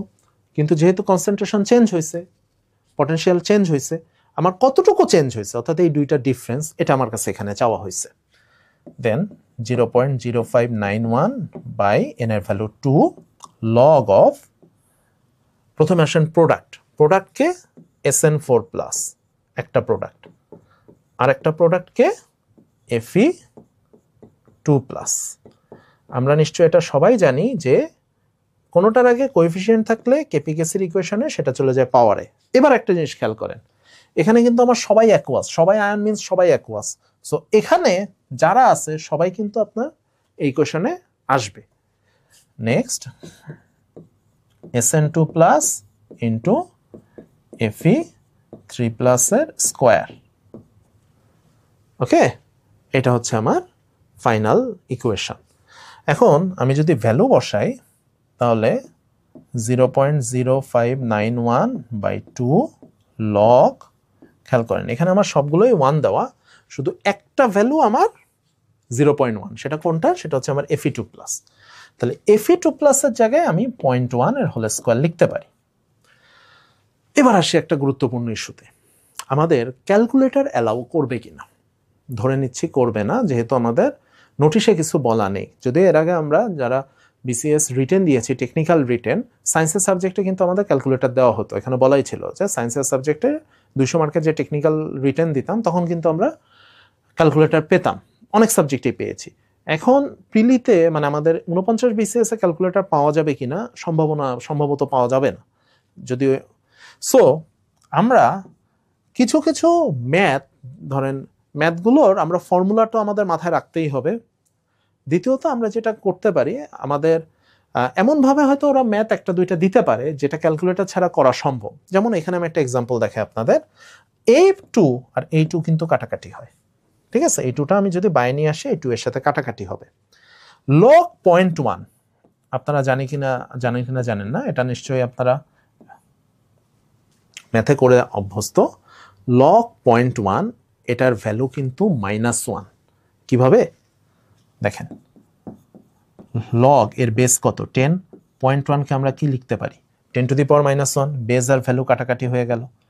সো লগের কিছু কিছু ভ্যালু আমাদের মুখে মুখে ক্যালকুলেট করা সম্ভব। তাহলে আমরা A2 কাটাকাটি করলাম, এইটার ভ্যালু পাচ্ছি -1, তাহলে মাইনাসে মাইনাসে হয়ে গেল প্লাস, আমরা অ্যান্সার পাচ্ছি 0.0591। এটা কিন্তু উইদাউট ক্যালকুলেটর আমি এখানেই করতে পারছি। তো এরকম কিছু কিছু ম্যাথ আমাদের হয়তো দিলেও দিতে পারে, তবে ম্যাথ যদি ক্যালকুলেটর না দেয় তাহলে সেক্ষেত্রে ওরা এমনভাবে ভ্যালু দিবে যেটা আপনি ক্যালকুলেটর ছাড়াই ক্যালকুলেট করতে পারবেন। মানে এমন কোনো ভ্যালু দেওয়া হবে না যেটা মুখে মুখে ক্যালকুলেট করা সম্ভব না। আমরা বিসিএস প্রিলিতে ম্যাথ যেভাবে দিয়েছি, সায়েন্সেও আমাদের অনেক সময় ছোট ছোট ম্যাথ এসেছে, ওই প্যাটার্নেই আমরা পাবো আশা করছি। তাহলে দেখেন আমরা নার্স প্রবলেম একটা সলভ করলাম। এখন আমরা আমাদের গত লেকচারের কিছু বিষয় আমাদের ছিল যে থার্মোডাইনামিক্সটা মূলত কিন্তু এই যে স্ট্যান্ডার্ড কন্ডিশনটা আমরা পড়ছি, অর্থাৎ 25 degree Celsius and 1 atm pressure, এটাকে আমরা যেটা এসএটিপি বলে জানি, এই এসএটিপিটাও কিন্তু মূলত আসছে থার্মোডাইনামিক্স থেকে। মানে থার্মোডাইনামিক্সের জন্য স্ট্যান্ডার্ড কন্ডিশন হচ্ছে 25 degree Celsius and 1 atmosphere। So থার্মোডাইনামিক্সের আন্ডারে আমাদের যত চ্যাপ্টার আছে, সে electrochemistry, chemical equilibrium, acid base, আমাদের পিএইচ, কেমিক্যাল কাইনেটিক্স, সব ক্ষেত্রে আমাদের স্ট্যান্ডার্ড কন্ডিশন হবে এটা 25 ডিগ্রি সেলসিয়াস অ্যান্ড 1 atmosphere। এবং থার্মোডাইনামিক্সের আমাদের কিছু ল আছে, তার মধ্যে জিরোথ ল বলে একটা ল আছে যে আমরা দুইটা সিস্টেমকে যদি থার্ড একটা সিস্টেমের সাথে থার্মাল ইকুইলিব্রিয়াম এ রাখি, তাহলে প্রত্যেকে ধরে নিতে হবে থার্মাল ইকুইলিব্রিয়ামে আছে। বাংলায় যদি বলি, যদি দুইটা সিস্টেমকে তৃতীয় আর একটা সিস্টেমের সাথে তাপীয় সমতায় রাখা হয়, তাহলে ধরে নিতে হবে আমার তিনটা সিস্টেমই একই স্টেজে, একই সমতায় আছে। এটাকে থার্মোডাইনামিক্সের জিরোথ ল বলে। জাস্ট এই লটা আপনারা একটু মাথায় রাখেন, এটার কোনো ম্যাথমেটিক্যাল এক্সপ্রেশন নাই, প্রয়োজন হবে না। নেক্সট চলে আসি আমরা মেনলি থার্মোডাইনামিক্সের ফার্স্ট ল। থার্মোডাইনামিক্সের ফার্স্ট লটা মূলত হচ্ছে এনার্জির সাথে রিলেটেড। থার্মোডাইনামিক্স বলছে যে এনার্জিকে সৃষ্টি বা ধ্বংস করা যায় না, আমরা ছোটকাল থেকে এটা পড়ে আসছি, শুধুমাত্র তাকে এক ফর্ম থেকে আরেক ফর্মে ট্রান্সফার করা যায়। এটা হচ্ছে থিওরিটিক্যাল ফর্ম, এর কিন্তু একটা ম্যাথমেটিক্যাল ফর্ম আছে। থার্মোডাইনামিক্স থেকে আমরা কিন্তু একটা ফর্মুলা জেনারেট করি। ফর্মুলাটা কি? ফর্মুলাটা ছিল এরকম, del Q equal to del U plus del W. Thermodynamics থেকে আমরা এরকম একটা ফর্মুলা বানাইতে পারি। ডেল কিউ কি? ডেল কিউ হচ্ছে আপনি যে হিটটা ট্রান্সফার করলেন, আপনি যদি সিস্টেমকে ট্রান্সফার করেন তাহলে del Q must be positive. System যদি আপনাকে ট্রান্সফার করে তাহলে del Q must be negative. Del U, del ইউটা দুইভাবে, এটাকে আমরা বাংলায় বলি স্থিতিশক্তির পরিবর্তন, ইংরেজিতে বলা হয় change in potential energy.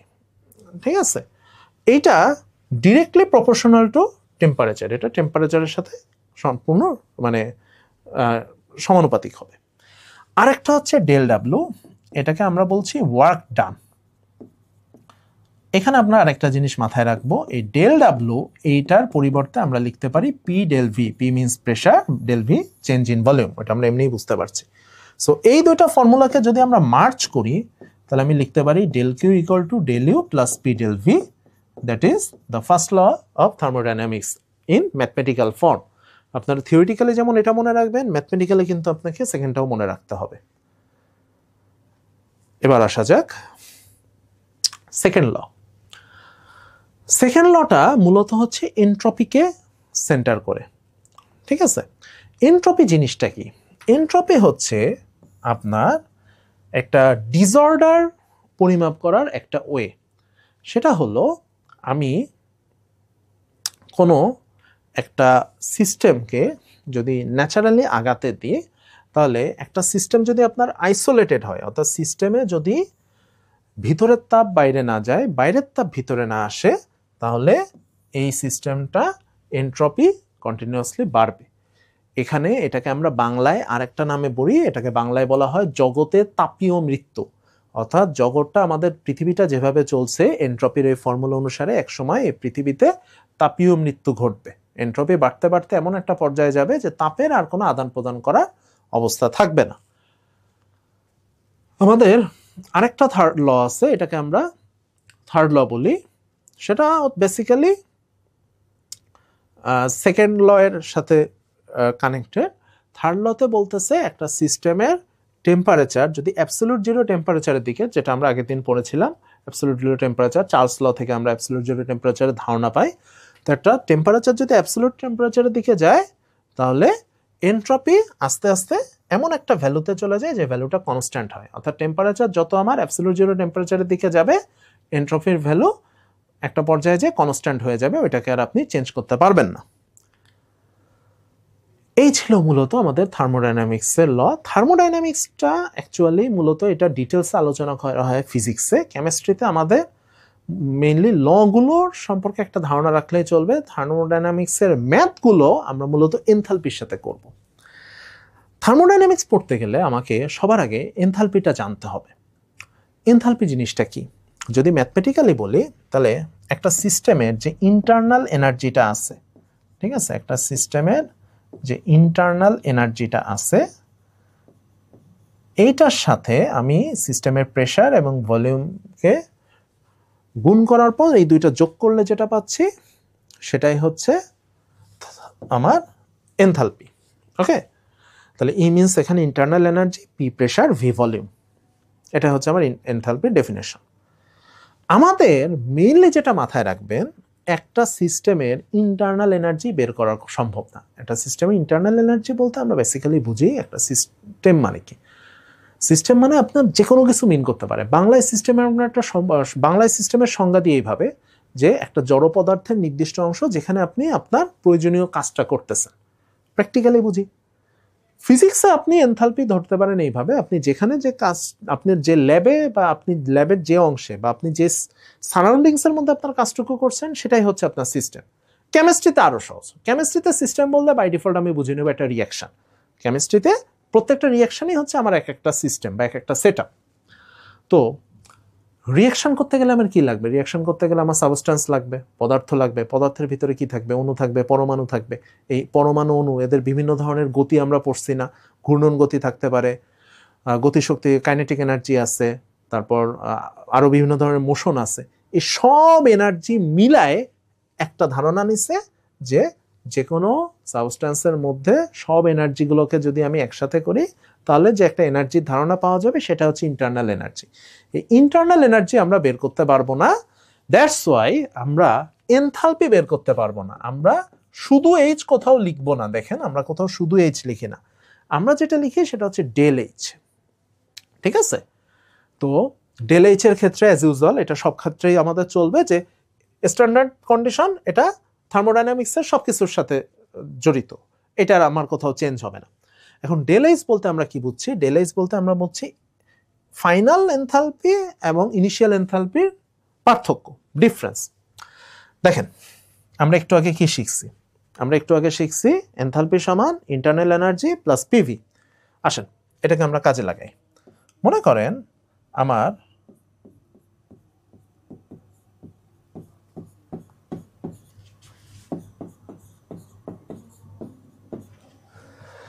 H final means E final plus P into V final। এটাকে আমি একটা ব্র্যাকেটে নিই। দেন আমি H ইনিশিয়াল এটা একটু কি লিখতে পারি? E ইনিশিয়াল শুধু ইনি লিখলাম plus P into V initial. ঠিক আছে? P into V initial. খেয়াল রাখেন তাহলে এই দুইটা যদি আমি বিয়োগ করি তাহলে এইটা আর এইটা বিয়োগ করলে আমি পাচ্ছি ডেল ই প্লাস এইটা আর এইটা বিয়োগ করলে আমি পাচ্ছি ডেল ভি। একটু খেয়াল করেন তো, আমরা থার্মোডাইনামিক্সের ফার্স্ট লতে ব্যাক গেলাম না? থার্মোডাইনামিক্সের ফার্স্ট ল কি বলছিল? এইটা সমান আমরা এটাকে বলতে পারি আমরা ডেল কিউ, বা কেমিস্ট্রিতে আমরা ডেল কিউ না লিখে এটাকে কিউপি লিখি। তাহলে থার্মোডাইনামিক্সের ফার্স্ট ল অনুসারে একটা জিনিস আমরা পাচ্ছি, দেখেন সেটা হলো এই এনথালপির চেঞ্জ আর কোনো সিস্টেমে আমরা যে পরিমাণ হিট দিই, রিলিজ করি অথবা অ্যাবজর্ভ করি, এই দুইটা আসলে সেম জিনিস। ঠিক আছে? এখানে এসে আমাদের থার্মোডাইনামিক্সের ফার্স্ট ল এবং এনথালপি দুইটা কিন্তু ক্রস ম্যাচ হয়ে যাচ্ছে। আমরা এটা মেবি সবাই জানি যে রিঅ্যাকশন দুই প্রকার, এটাকে আমরা বাংলায় বলি তাপহারী বিক্রিয়া। তাপহারী বিক্রিয়া হলে এনথালপি হয় পজিটিভ, এটাকে আমরা বলি তাপোৎপাদী বিক্রিয়া। তাপোৎপাদী বিক্রিয়া হলে এনথালপি হয় নেগেটিভ। তাপোৎপাদীকে ইংরেজিতে বলা হয় এক্সোথার্মিক, তাপহারীকে ইংরেজিতে বলা হয় এন্ডোথার্মিক। ঠিক আছে? ওকে, এবার আসেন আমরা এনথালপি কি করে পরিমাপ করতে পারি। খেয়াল করেন আমরা একটু আগে একটা ফর্মুলা পড়ছি, সেটা হচ্ছে ডেল এইচ সমান কিউপি। এখন আমরা এই ফর্মুলাটাকে একটু মডিফাই করি। কিভাবে মডিফাই করব? ডেল এইচ সমান কিউপি না লিখে, আচ্ছা আপনাদের একটু কনফিউশন হইতে পারে, সেটা হলো আমি কোথাও ইন্টারনাল এনার্জি কি ইউ দিয়ে লিখছি, কোথাও ই দিয়ে লিখছি। এটা আসলে দুইভাবেই লেখা হয়, কেউ ইন্টারনাল এনার্জি কি ই দিয়ে লেখে, কেউ ই দিয়ে লেখে। এটা বই টু বই ভ্যারি করতেই পারে, এটা কোনো ম্যাটার না। আপনার যে কোনো একটা সিম্বল আপনি ব্যবহার করতে পারেন বা আপনি দুইটাই মনে রাখতে পারেন। তো আগের বার ই দিয়ে লিখছিলাম, এবার আমি ইউ দিয়ে লিখতেছি।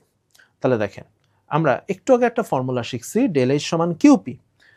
কিউপি মিনস আবার আমরা লিখতে পারি del U plus P del V, তাই তো? তাহলে কিউপি সমান আমরা লিখতে পারি del U plus P del V. আপনাদের কি পিভি ইকুয়াল টু এনআরটির কথা মনে আছে না? নিশ্চয়ই মনে আছে, কেমিস্ট্রিতে পড়ে নিশ্চয়ই আমরা পিভি ইকুয়াল টু এনআরটি এই ফর্মুলা ভুলে যাব না। তাহলে পিভি ইকুয়াল টু এনআরটি এখান থেকে আমরা লিখতে পারি P del V equal to del N R T. ঠিক আছে? তাহলে আমরা এই পি ডেল ভির জায়গায় যদি ডেল এন আরটি লিখি তাহলে দেখেন আমরা একটা নতুন ফর্মুলা পাচ্ছি। এই ফর্মুলাটা মূলত ব্যবহার করা হয় এনথালপি মেজারমেন্টের ক্ষেত্রে। এটা একটা ফর্মুলা, এটা একটা ওয়ে এনথালপি মেজারমেন্টের। এখানে আমি যদি তাহলে আরেকবার পরিচয় দিই, del H enthalpy change, del U internal energy change, del N হচ্ছে number of mole number change, অর্থাৎ del N means mole number of product minus mole number of reactants. Okay, R 8.314 T kelvin temperature. এই দুইটা আমার মনে হয় details ব্যাখ্যা দেওয়ার দরকার নেই। আরেকটা হয়ে গেছে, সেটা হচ্ছে ইউজিং ক্যালোরিমিটার্স। ইউজিং ক্যালোরিমিটার্সের এটা কি, আপনার ক্যালোরিমিটারে প্রথমত পানি নেওয়া হয়, আর আপনি যেসব সাবস্টেন্স নিয়ে করতে চাচ্ছেন, সেই মনে করেন আপনি যে রিয়াকশানে এনথালপি বের করতে চাচ্ছেন সেই রিয়াকশানটা আপনি ক্যালোরিমিটারে ঘটাবেন। আমরা ধারণা করছি যে কোনো রিয়াকশান হলে আপনার হিট অ্যাবজর্ব হবে আর হিট রিলিজ হবে। হিট অ্যাবজর্ব হোক আর রিলিজ হোক, ওইটা ওই ক্যালোরিমিটারের পানিকে হয় গরম করবে নাহলে ঠান্ডা করবে। আমাদের একটা ফর্মুলা আছে, ফর্মুলাটা হচ্ছে del Q equal to M S del theta. এই ফর্মুলা মেবি আমরা সবাই পড়ছি, ঠিক আছে? এই ফর্মুলাটা ব্যবহার করে আমরা ডেল কিউ বের করব। আমাদের কন্ডিশন থাকবে প্রেসার কনস্ট্যান্ট। তাহলে আমরা জানি del Q R del H একই। এমটা হচ্ছে ম্যাস, এসটা হচ্ছে স্পেসিফিক হিট, ডেল থেটা হচ্ছে চেঞ্জ ইন টেম্পারেচার। তাহলে এই ফর্মুলা থেকে আমরা ডেল কিউ বের করে সেখান থেকে আমরা ডেল এইচ বের করতে পারি, ঠিক আছে? এটা হচ্ছে ক্যালোরিমিটারের সাহায্যে কি করে আমরা এনথালপিটা মেজার করতে পারি সেটার ওয়ে। ওকে, তাহলে আমরা এরপরে বিভিন্ন ক্যাটাগরির এনথালপিতে যাই। প্রথমে আসেন enthalpy of formation. Enthalpy of ফরমেশনের ক্ষেত্রে আপনি যে জিনিসটা মাথায় রাখবেন, সে ফরমেশন অবশ্যই একটা কম্পাউন্ডের হবে। এটা যদি কোনো মলিকুল হয়, এটা সব থেকে গুরুত্বপূর্ণ। মলিকুলের ক্ষেত্রে বাংলায় যদি আমরা বলি কোনো অণুর ক্ষেত্রে ফরমেশন এনথালপি অলওয়েজ জিরো। যে কোনো অণুর ক্ষেত্রে ফরমেশন এনথালপি অলওয়েজ জিরো, এটা মনে রাখবেন। এখন মনে করেন প্রথমত আপনার একটা কম্পাউন্ড লাগবে, ঠিক আছে? আচ্ছা, আমি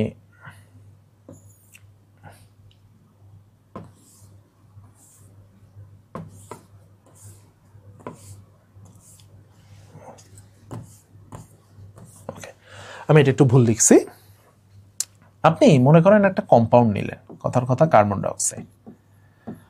কার্বন ডাইঅক্সাইডের মধ্যে আপনার কি কি এলিমেন্ট আছে? কার্বন ডাইঅক্সাইড আপনার কোন কোন মৌল দ্বারা গঠিত? কার্বন ডাইঅক্সাইডের মধ্যে আমরা মৌল পাচ্ছি একটা কার্বন, একটা অক্সিজেন। তাহলে কার্বন ডাইঅক্সাইডের আন্ডারে যে এলিমেন্টগুলো আছে সেই এলিমেন্টগুলোকে আপনি কার্বন ডাইঅক্সাইড থেকে তৈরি করবেন। তৈরি করলে আপনার এই বিক্রিয়ার যে ডেলএইচটা হবে, সেই ডেলএইচটাই হচ্ছে মূলত আপনার enthalpy of formation. Okay, combustion, এটাকে আমরা বাংলায় বলি দহন এনথালপি। কম্বাসন এনথালপি হচ্ছে সে একই রিঅ্যাকশন, আমি আবার লিখলাম, একই রিঅ্যাকশন দিয়ে আমি আপনাদের ফরমেশন এনথালপি এবং কম্বাসন এনথালপি দুইটাই বুঝাইতে পারি। এখানে কি হচ্ছে, আমি কম্বাসন মিন্স অক্সিজেনের সাথে যে কোনো কিছুর বিক্রিয়া। তাহলে এখানে আমি কার সাথে বিক্রিয়া করাচ্ছি? কার্বনের সাথে অক্সিজেন। তাহলে প্রথম এক্সাম্পলটা যদি হয় কার্বন ডাইঅক্সাইডের ফরমেশন এনথালপি, তাহলে দ্বিতীয় এক্সাম্পলটা আপনার হচ্ছে কার্বনের কম্বাসন এনথালপি। একই রিঅ্যাকশন, দুইটা ডিফারেন্ট এনথালপির ডেফিনেশন দিচ্ছে। সলিউশন, এটা খুব গুরুত্বপূর্ণ। সলিউশন মিন্স আপনার যে কোনো একটা সলিড সাবস্টেন্স আছে, এই সাবস্টেন্সটাকে আপনি ওয়াটারে দ্রবীভূত করে তাকে আপনি অ্যাকুয়াস বানান। তাহলে এই রিঅ্যাকশনে আপনার যে এনথালপির চেঞ্জটা হয় সেটা হচ্ছে সলিউশন এনথালপি। এবার চলে আসেন নিউট্রালাইজেশন। এটা আমরা সবাই জানি, এটা একটা ফিক্সড বিক্রিয়া। আমরা জানি অ্যাসিড আর ক্ষারের বিক্রিয়ায় কি হয়, H+ আর OH- মিলে পানি হয়। পৃথিবীর সকল নিউট্রালাইজেশন এনথালপিতে একটাই বিক্রিয়া ঘটে, এটা ডেলএইচ ফিক্সড। আমরা জানি ভ্যালুটা -57.3 কিলোজুল পার মোল। এনথালপি সচরাচর আমরা কিলোজুল পার মোল ইউনিটে হিসাব করি। এই ভ্যালুটা চেঞ্জ হবে দুইটা কেসে। এক, যদি আপনার এই দুইটা অ্যাসিড এবং বেজের মধ্যে কোনো একটা উইক হয়, তখন এই ভ্যালুটা এর থেকে কমে যাবে। আরেকটা স্পেশাল কেস আছে NaOH প্লাস HCl, এদের রিয়াকশনে এই ভ্যালুটা হয় -68.6 কিলোজুল। এই দুটো ইনফরমেশন কিন্তু আপনারা একটু মাথায় রাখবেন। হাইড্রেশন এনথালপি, হাইড্রেশন এনথালপি আর সলিউশন এনথালপি এই দুইটা আমরা প্রায় ভুল করি। হাইড্রেশন এনথালপি আর সলিউশন এনথালপির মধ্যে পার্থক্যটা হলো সলিউশন এনথালপিতে আমরা সরাসরি একটা সলিড থেকে একটা সরি এটা আমি অ্যাকুয়াস লিখবো, ভুল করে জি লিখে ফেলেছি। হ্যাঁ, আমরা একটা সলিড সাবস্টেন্স থেকে তার অ্যাকুয়াস ফরম্যাটে যাই, এটা হচ্ছে সলিউশন এনথালপি।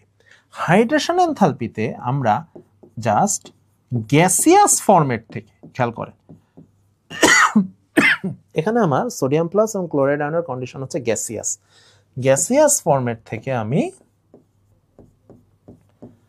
অ্যাকুয়াস ফরম্যাটে যাই। এই ক্ষেত্রে আমার যে এনথালপি চেঞ্জ হয় সেটাকে আমরা বলবো হাইড্রেশন এনথালপি। ওকে, ফিউশন, ভেপারাইজেশন, সাবমিলেশন, এই তিনটা জাস্ট বাংলা জানলে আপনি পারবেন। ফিউশনের বাংলা গলন, ভেপারাইজেশনের বাংলা বাষ্পীভবন, সাবমিলেশনের বাংলা ঊর্ধ্বপাতন। ফিউশন হচ্ছে কঠিন থেকে তরল, সে NaCl সলিড আছে, এটাকে আপনি NaCl লিকুইড বানাবেন, এটা হচ্ছে ফিউশন। ভেপারাইজেশন হচ্ছে তরল থেকে বাষ্প, সে H2O লিকুইড আছে, এটাকে আপনি H2O গ্যাসিয়াস বানাবেন বা ভেপার বানাবেন, এটা হচ্ছে ভেপারাইজেশন। আর সাবলিমেশন হচ্ছে সরাসরি সে এমন কিছু যেটা সে আয়োডিন, আয়োডিন সলিড অবস্থায় আছে, এটাকে যদি আপনি হিট দেন তাহলে মাঝখানে এর কোনো লিকুইড কন্ডিশন নেই, এটা সরাসরি সলিড থেকে গ্যাস হয়, অর্থাৎ বাংলা আমরা যেটা বলি ঊর্ধ্বপাতন, কঠিন থেকে তাপ দিলে সরাসরি গ্যাসীয় হয়, এরকম কিছু যদি থাকে তাহলে সেটাকে আমরা বলবো সাবলিমেশন। ওকে, তাহলে আমাদের এই যে রিঅ্যাকশনের এক্সাম্পলগুলো দেখলাম, এই প্রত্যেকটা রিঅ্যাকশনে আপনার যে ডেলেইসটা পাবো সেটা হচ্ছে কারেসপন্ডিং ওইটার এনথালপি। আরেকটা জিনিস মাথায় রাখবেন, সকল এনথালপির একটা প্রাইমারি কন্ডিশন হচ্ছে সাবস্টেন্সের মোল নাম্বার হইতে হবে 1 মোল, টেম্পারেচার প্রেসার কন্ডিশন যেটা স্ট্যান্ডার্ড ওটা তো আগেই বলছি, তার সাথে অ্যাড হবে এখানে যারা থাকবে যাদের এনথালপি বের করব তার মোল নাম্বার অবশ্যই 1 মোল হইতে হবে।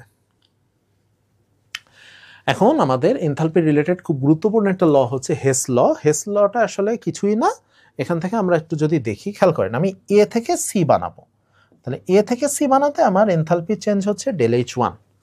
এখন আমি এইটাকে এক স্টেপে না করে আমি 2 স্টেপে করতে চাই, প্রথমে এ থেকে বি বানালাম, তারপর বি থেকে সি বানাইলাম, তাহলে আমি এক স্টেপে করলে আমার যে এনথালপি চেঞ্জ হবে আর একাধিক স্টেপে করলে আমার যে এনথালপি চেঞ্জ হবে, টোটাল যখন আমি হিসাব করব টোটালটা আমার সেম হতে হবে। এটাই মূলত আমার হেস লতে বোঝানো হয়েছে, এটা আশা করি আপনারা বুঝবেন। এখন আমাদের একটা খুব গুরুত্বপূর্ণ টপিক, সেটা হচ্ছে গিভস ফ্রি এনার্জি। ঠিক আছে, এই যে আমাদের এখানে আমাদের যে জিনিসগুলো আমরা পড়লাম, এনথালপি চেঞ্জ, তার আগে আমরা পড়ছি সেল পটেনশিয়াল, প্রত্যেকটা জিনিস এই গিভস ফ্রি এনার্জির সাথে রিলেটেড। গিভস ফ্রি এনার্জিটাকে বেসিক্যালি আমরা ΔG দিয়ে ডিনোট করি, একই রকম এনথালপির মতো, এটাকেও শুধু জি কোথাও বের করা যায় না, আমরা যদি বের করি আমরা এটাকে ΔG হিসাবে চিনি। মূলত ΔGর কাজটা কি? ΔGর কাজটা হচ্ছে যদি ΔG লেস দ্যান 0 হয় তাহলে সিস্টেমটা হবে স্পন্টেনিয়াস, অর্থাৎ একটা সিস্টেম স্বতঃস্ফূর্ত কিনা সেটা বের করাটা হচ্ছে ΔGর কাজ। বাংলায় স্বতঃস্ফূর্ত, ইংরেজিতে স্পন্টেনিয়াস। ΔG যদি 0 থেকে ছোট হয় তাহলে সিস্টেম হবে স্পন্টেনিয়াস, ΔG যদি 0 থেকে বড় হয় তাহলে সেই সিস্টেম আর স্বতঃস্ফূর্ত থাকবে না। তাহলে মূলত আমার ΔGটা দরকার হচ্ছে সে প্লাস নাকি মাইনাস, প্লাস হলে স্পন্টেনিয়াস না, মাইনাস হলে স্পন্টেনিয়াস।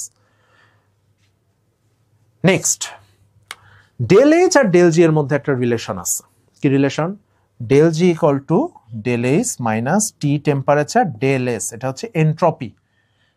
তাহলে এটা হচ্ছে ΔG এবং ΔH এর মধ্যে একটা রিলেশন। এখানে আপনারা একটা গুরুত্বপূর্ণ জিনিস মনে রাখবেন, অ্যাট ইকুইলিব্রিয়াম, যদি সিস্টেমটা ইকুইলিব্রিয়াম হয়, সিস্টেমটা যদি ইকুইলিব্রিয়াম হয় তখন এই ΔG কিন্তু হবে 0, এটা মনে রাখবেন। সিস্টেম যদি ইকুইলিব্রিয়ামে থাকে তখন ΔG হবে 0, তখন ΔH এর সাথে এর রিলেশন হবে ΔH equal to T into ΔS।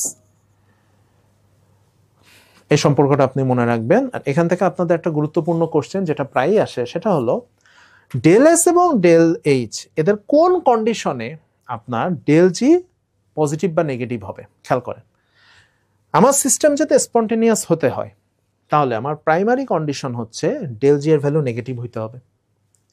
Del G negative কখন হবে? আপনার যদি ডেল এইচ নেগেটিভ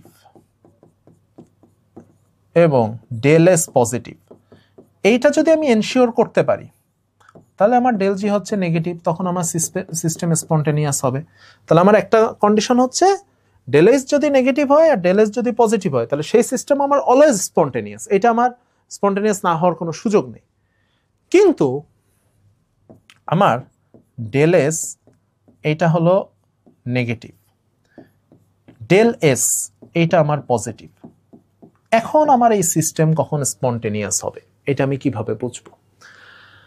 খেয়াল করেন, আমি একটু ভুল করছি,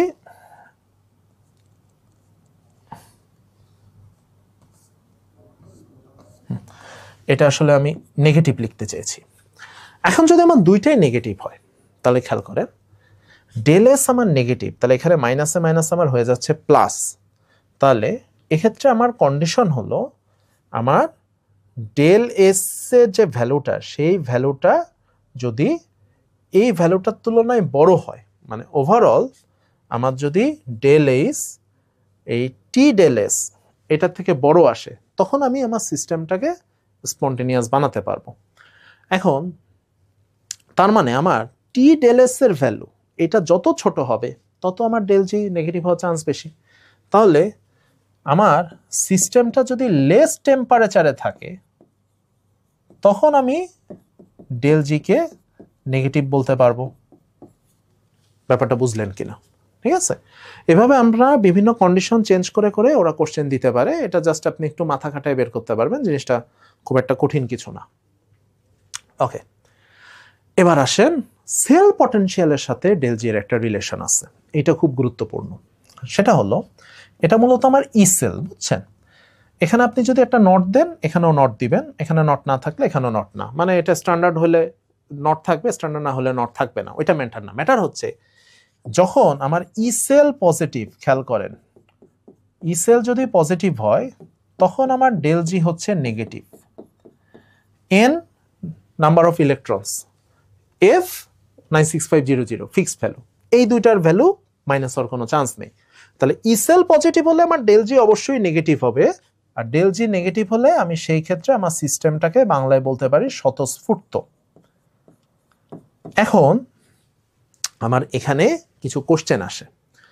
কোশ্চেন হচ্ছে আমাদের বিভিন্ন প্র্যাকটিক্যাল এক্সাম্পল দেওয়া হতে পারে।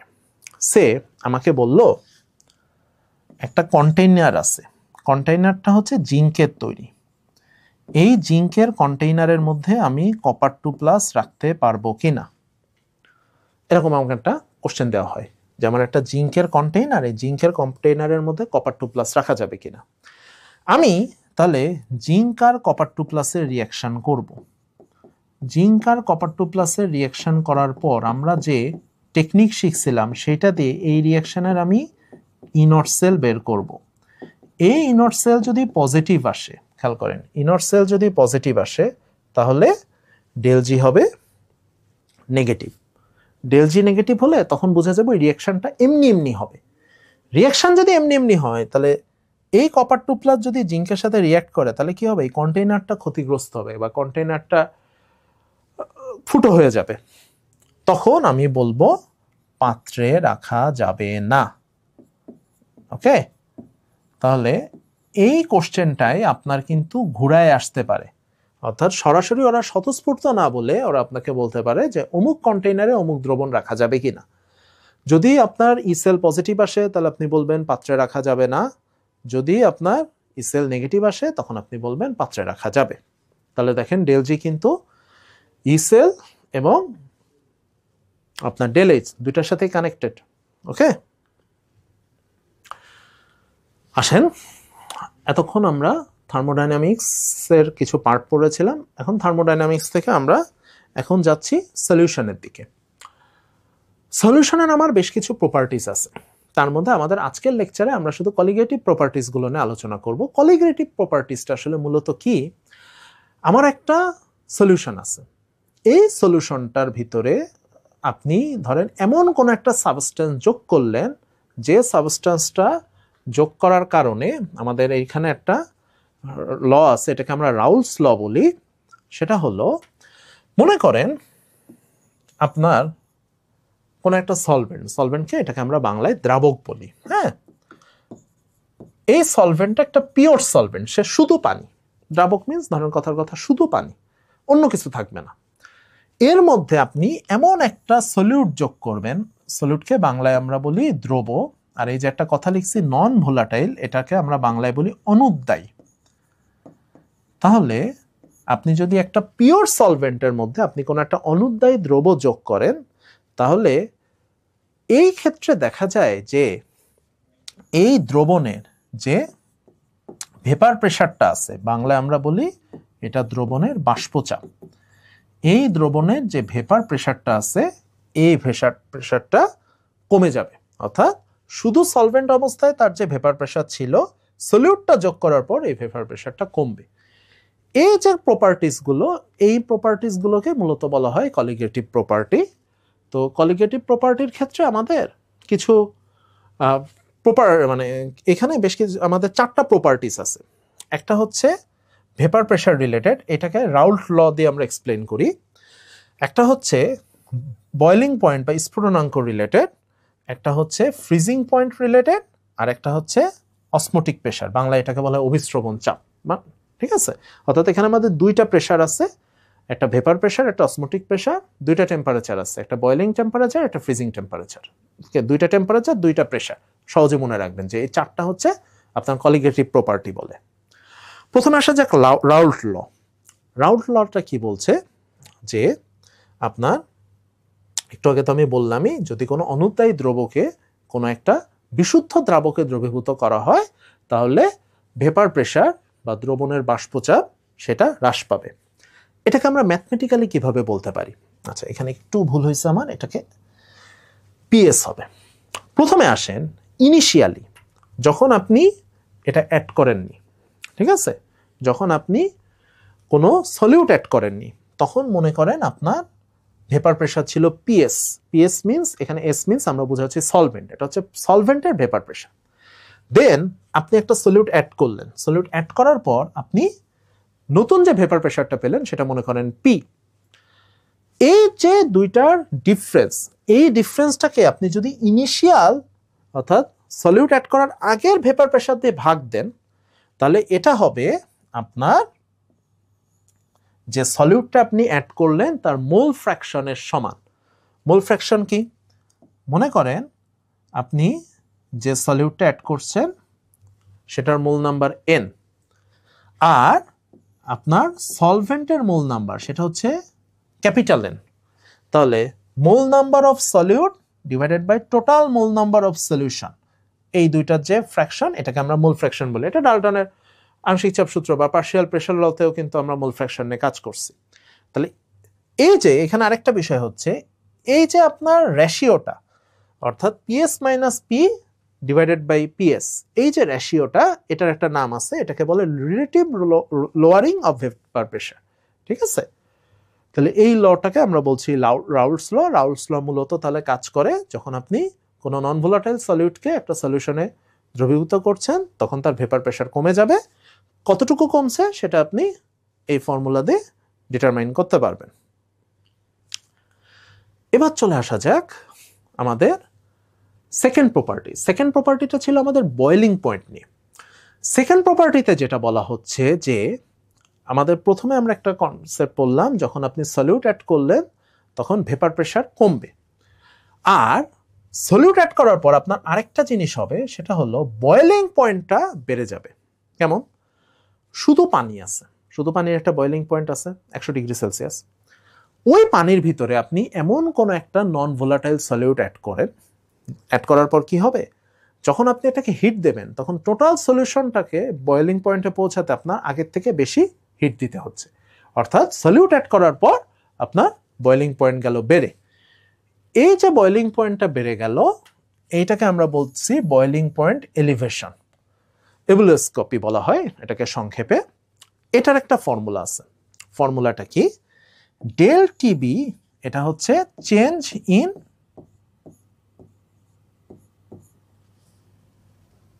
বয়েলিং পয়েন্ট, ঠিক আছে।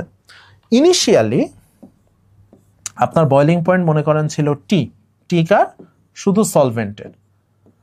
এরপর আপনি যখন একটা সলিউট অ্যাড করলেন, সলিউশনের যে বয়েলিং পয়েন্ট, এই বয়েলিং পয়েন্টটা আপনার গেল বেড়ে। তাহলে এই দুইটার ডিফারেন্সকে আমরা বলছি ডেল টিপি। এইটা সমান I into KB into M. কেবিটাকে আমরা বলি এভোলোস্কোপিক কনস্ট্যান্ট অর ফ্যাক্টর। এমটা হচ্ছে এটা যেটাকে আমরা মোলালিটি নামে চিনি।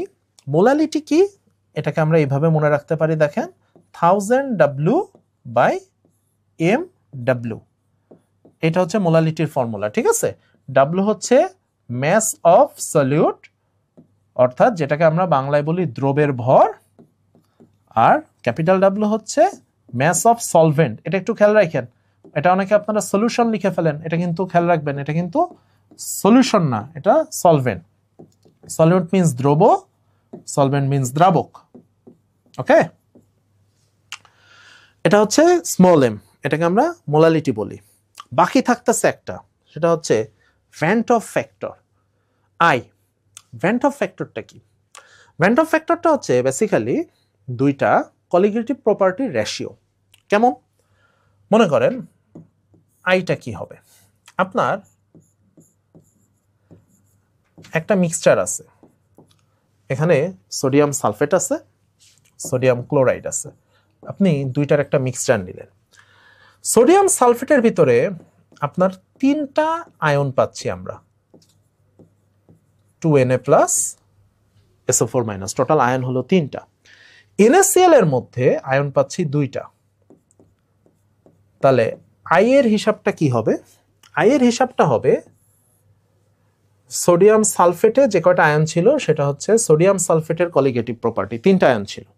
আর সোডিয়াম ক্লোরাইডে মোট যে কয়টা আয়ন ছিল সেটা হচ্ছে সোডিয়াম ক্লোরাইডের কলিগেটিভ প্রপার্টি, মোট 2টা আয়ন ছিল। তাহলে বেসিক্যালি আমার ভ্যান্ট অফ ফ্যাক্টরটা হচ্ছে এই দুইটার রেশিও 3/2, ঠিক আছে। নর্মালি ভ্যান্ট অফ ফ্যাক্টরটা এই ক্ষেত্রে, অর্থাৎ বয়েলিং পয়েন্ট মানে সলিউশনের ক্ষেত্রে, এটা ম্যাক্সিমাম টাইম আমাদের 1 হয়। সো এটা কোশ্চেনে না দিয়ে দিলে আপনি বাই ডিফল্ট 1 ধরে নিতে পারবেন। ম্যাক্সিমাম মানে এটা সলিউশনের ক্ষেত্রে সাধারণত এটা 1 হবে। এখন এইটা জাস্ট আগেরটার উল্টা, বয়েলিং পয়েন্ট বেড়ে যায়, ফ্রিজিং পয়েন্ট কমে যায়, জাস্ট এইটুক পার্থক্য। বাদ বাকি এখানে যা দেখতেছেন সব সেম, খালি বয়েলিং পয়েন্টের ক্ষেত্রে আমরা এই কনস্ট্যান্টটাকে বলতাম কেবি, আর ফ্রিজিং পয়েন্টের ক্ষেত্রে এই কনস্ট্যান্টটাকে আমরা বলবো কেএফ। এইটুক ছাড়া আপনার দুইটাতে কোনো চেঞ্জ নেই। এটাকে আমরা ইংরেজিতে বলে থাকি ক্রায়োস্কোপি। জাস্ট এইটা আমি তাহলে স্কিপ করলাম। Last, osmotic pressure. অসমোটিক প্রেশারটা কিভাবে পাবো?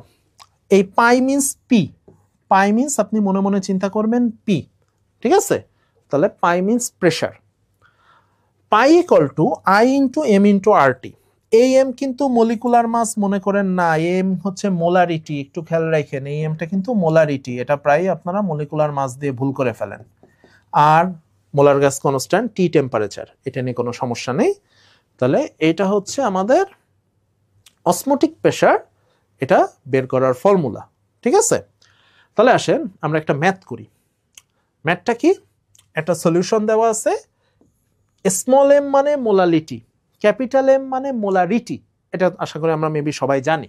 তাহলে আমার এখানে সলিউশনটার মোলালিটি দেওয়া আছে, খেয়াল করেন আমার সলিউশনের মোলালিটি দেওয়া আছে। আর কি দেওয়া আছে? অসমোটিক প্রেশার পাই দেওয়া আছে। আর কি দেওয়া আছে? টেম্পারেচার দেওয়া আছে 298, ঠিক আছে, টেম্পারেচার দেওয়া আছে। এখন আমরা যদি ফর্মুলায় বসাই আই ইন্টু এম আর টি, এটা ছিল আমাদের ফর্মুলা, ঠিক আছে, পাই equal to I M R টি। প্রথম কোশ্চেন, আর এর ভ্যালু কি হবে, তাই তো? খেয়াল রাখবেন, যেহেতু আপনার প্রেশার আছে অ্যাটমসফিয়ারে, তাহলে আর এর ভ্যালু আপনি নেবেন 0.0821। তাহলে বাকিটা তো ইজি হয়ে গেল।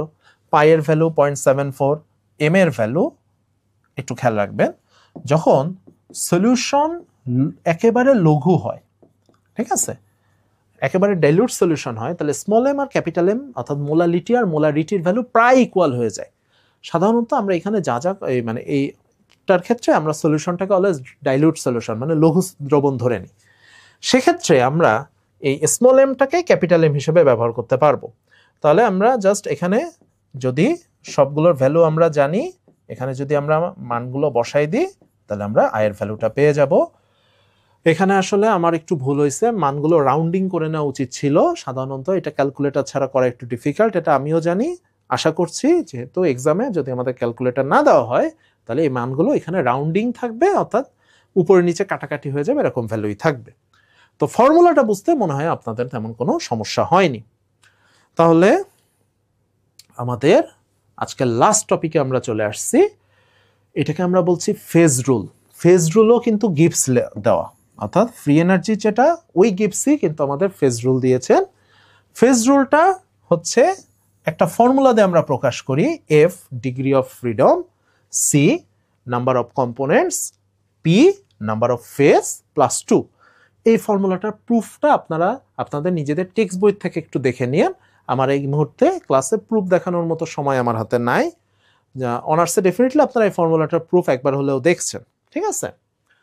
এখন আমরা এই ফর্মুলাটার ইউজ শিখব। খুব মজার একটা কাজ, দেখেন আমরা একটা ফেজ ডায়াগ্রাম নিয়ে আসছি। এটা হচ্ছে ওয়াটারের ফেজ ডায়াগ্রাম। আমরা জানি ওয়াটার তিনটা অবস্থায় থাকতে পারে, বরফ, পানি, জলীয় বাষ্প। এই যে বিন্দুটা, এই বিন্দুটাকে বলা হয় পানি ত্রৈধ বিন্দু, ইংরেজিতে আমরা বলি ট্রিপল পয়েন্ট। এই বিন্দুতে আমরা জানি বরফ, পানি এবং জলীয় বাষ্প এটা সাম্যাবস্থায় থাকে। এখন আসেন আমাদের এই ফর্মুলার মানে এই গ্রাফটা ব্যবহার করে আমরা আসলে এই ফর্মুলাটার ইউজ শিখব। তাহলে আমরা এখন যে কাজটা করতে চাই, আমাদের এই যে ফেজ ডায়াগ্রামটা আছে, এই ফেজ ডায়াগ্রামের বিভিন্ন সেকশনে আমরা এফ এর মান বের করতে চাই। এটা হচ্ছে আমাদের উদ্দেশ্য। খেয়াল রাখেন, এই গ্রাফটাকে আমরা তিনটা স্টেজে ভাগ করতে পারি। এখানে আমাদের দেখেন তিনটা রেড করা আছে, এই তিনটা হচ্ছে আমার তিনটা লাইন। এই তিনটা লাইনে যেমন মনে করেন এসি, এই লাইনটাতে আমার ওয়াটার এবং ভেপার, ঠিক আছে, এরা ইকুইলিব্রিয়ামে আছে, একটা লাইন। এই লাইনটাতে উপরে যে লাইনটা সে এডি, এখানে ওয়াটার এবং আইস এটা ইকুইলিব্রিয়ামে আছে। আর এই যে লাইনটা, এই লাইনটাতে মনে করেন আইস এবং ভেপার এটা ইকুইলিব্রিয়ামে আছে। তাহলে আমরা টোটাল এখানে তিনটা লাইন পাইছি। নেক্সট আসেন, আমরা এখানে তিনটা এরিয়া পাচ্ছি। এই এরিয়াটা মনে করেন ওয়াটারের এরিয়া, এই এরিয়াটা মনে করেন ভেপারের এরিয়া, আর এই এরিয়াটা মনে করেন আইসের এরিয়া। তাহলে আমরা এখানে তিনটা লাইন পাচ্ছি, তিনটা এরিয়া পাচ্ছি এবং একটা ট্রিপল পয়েন্ট পাচ্ছি। এখন আসেন আমরা যে কোনো একটা লাইনের জন্য আমরা ডিগ্রি অফ ফ্রিডম বের করতে চাই। কাজটা খুব ইন্টারেস্টিং। দেখেন মনে করেন এই লাইনটা, আমাদের ফর্মুলাটা কি ছিল? ফর্মুলাটা আমরা দরকারে আবার একটু দেখে আসি। C, C means number of components. সবসময় মনে রাখবেন কম্পোনেন্টসটা ডিপেন্ড করে একটা সিস্টেমে আপনার কতগুলো ভিন্ন ভিন্ন সংকেত আছে, যেটা ইজি। খেয়াল করেন এই লাইনে আমার কি কি যৌগ আছে, একটা হচ্ছে পানি আর একটা হচ্ছে ভেপার। পানির সংকেত কি? H2O। ভেপারের সংকেত কি? সেটাও H2O। দুইটার সংকেত যখন মিলে গেছে তখন আপনাকে এখানে ধরতে হবে কম্পোনেন্ট আছে একটা। যদি দুইটা ভিন্ন ভিন্ন সংকেত থাকতো, সে একটা পানি একটা NaCl, তাহলে আমি কম্পোনেন্ট ধরতাম দুইটা। তাহলে আমার সি এর ভ্যালু হচ্ছে 1। ওকে, সরি, তাহলে আমার সি এর ভ্যালু হচ্ছে 1। এবার আসেন P. P means phase. Phase means সোজা বাংলায় আমরা যেটা বলি কঠিন তরল গ্যাসীয়। কঠিন একটা ফেজ, তরল একটা ফেজ, গ্যাসীয় একটা ফেজ। পানি তরল ফেজ, ভেপার গ্যাসীয় ফেজ। তাহলে পি এর ভ্যালু এখানে আমরা পাচ্ছি -2 আর একটা ফর্মুলা 2 আছে। তাহলে আমরা যেটা পাচ্ছি প্রত্যেকটা লাইনে, এখানে যে তিনটা রেড লাইন দেখতেছেন, প্রত্যেকটা লাইনে ডিগ্রি অফ ফ্রিডম হচ্ছে 1। এই লাইন এই লাইন একই রেজাল্ট আসবে। এবার চলে আসি ট্রিপল পয়েন্ট। ট্রিপল পয়েন্টে যদি আমি সেম ফর্মুলাটা অ্যাপ্লাই করি তাহলে খেয়াল করেন আমার সি কিন্তু 1 থাকতেছে। ট্রিপল পয়েন্টে আপনার তিনটা ফেজ, পানি, জলীয় বাষ্প, বরফ, তিনটা ফেজ কিন্তু প্রত্যেকের সংকেত সেম। তার মানে আপনার সি এর ভ্যালু 1। তাহলে পি এর ভ্যালু কি -3 আর ফর্মুলা 2।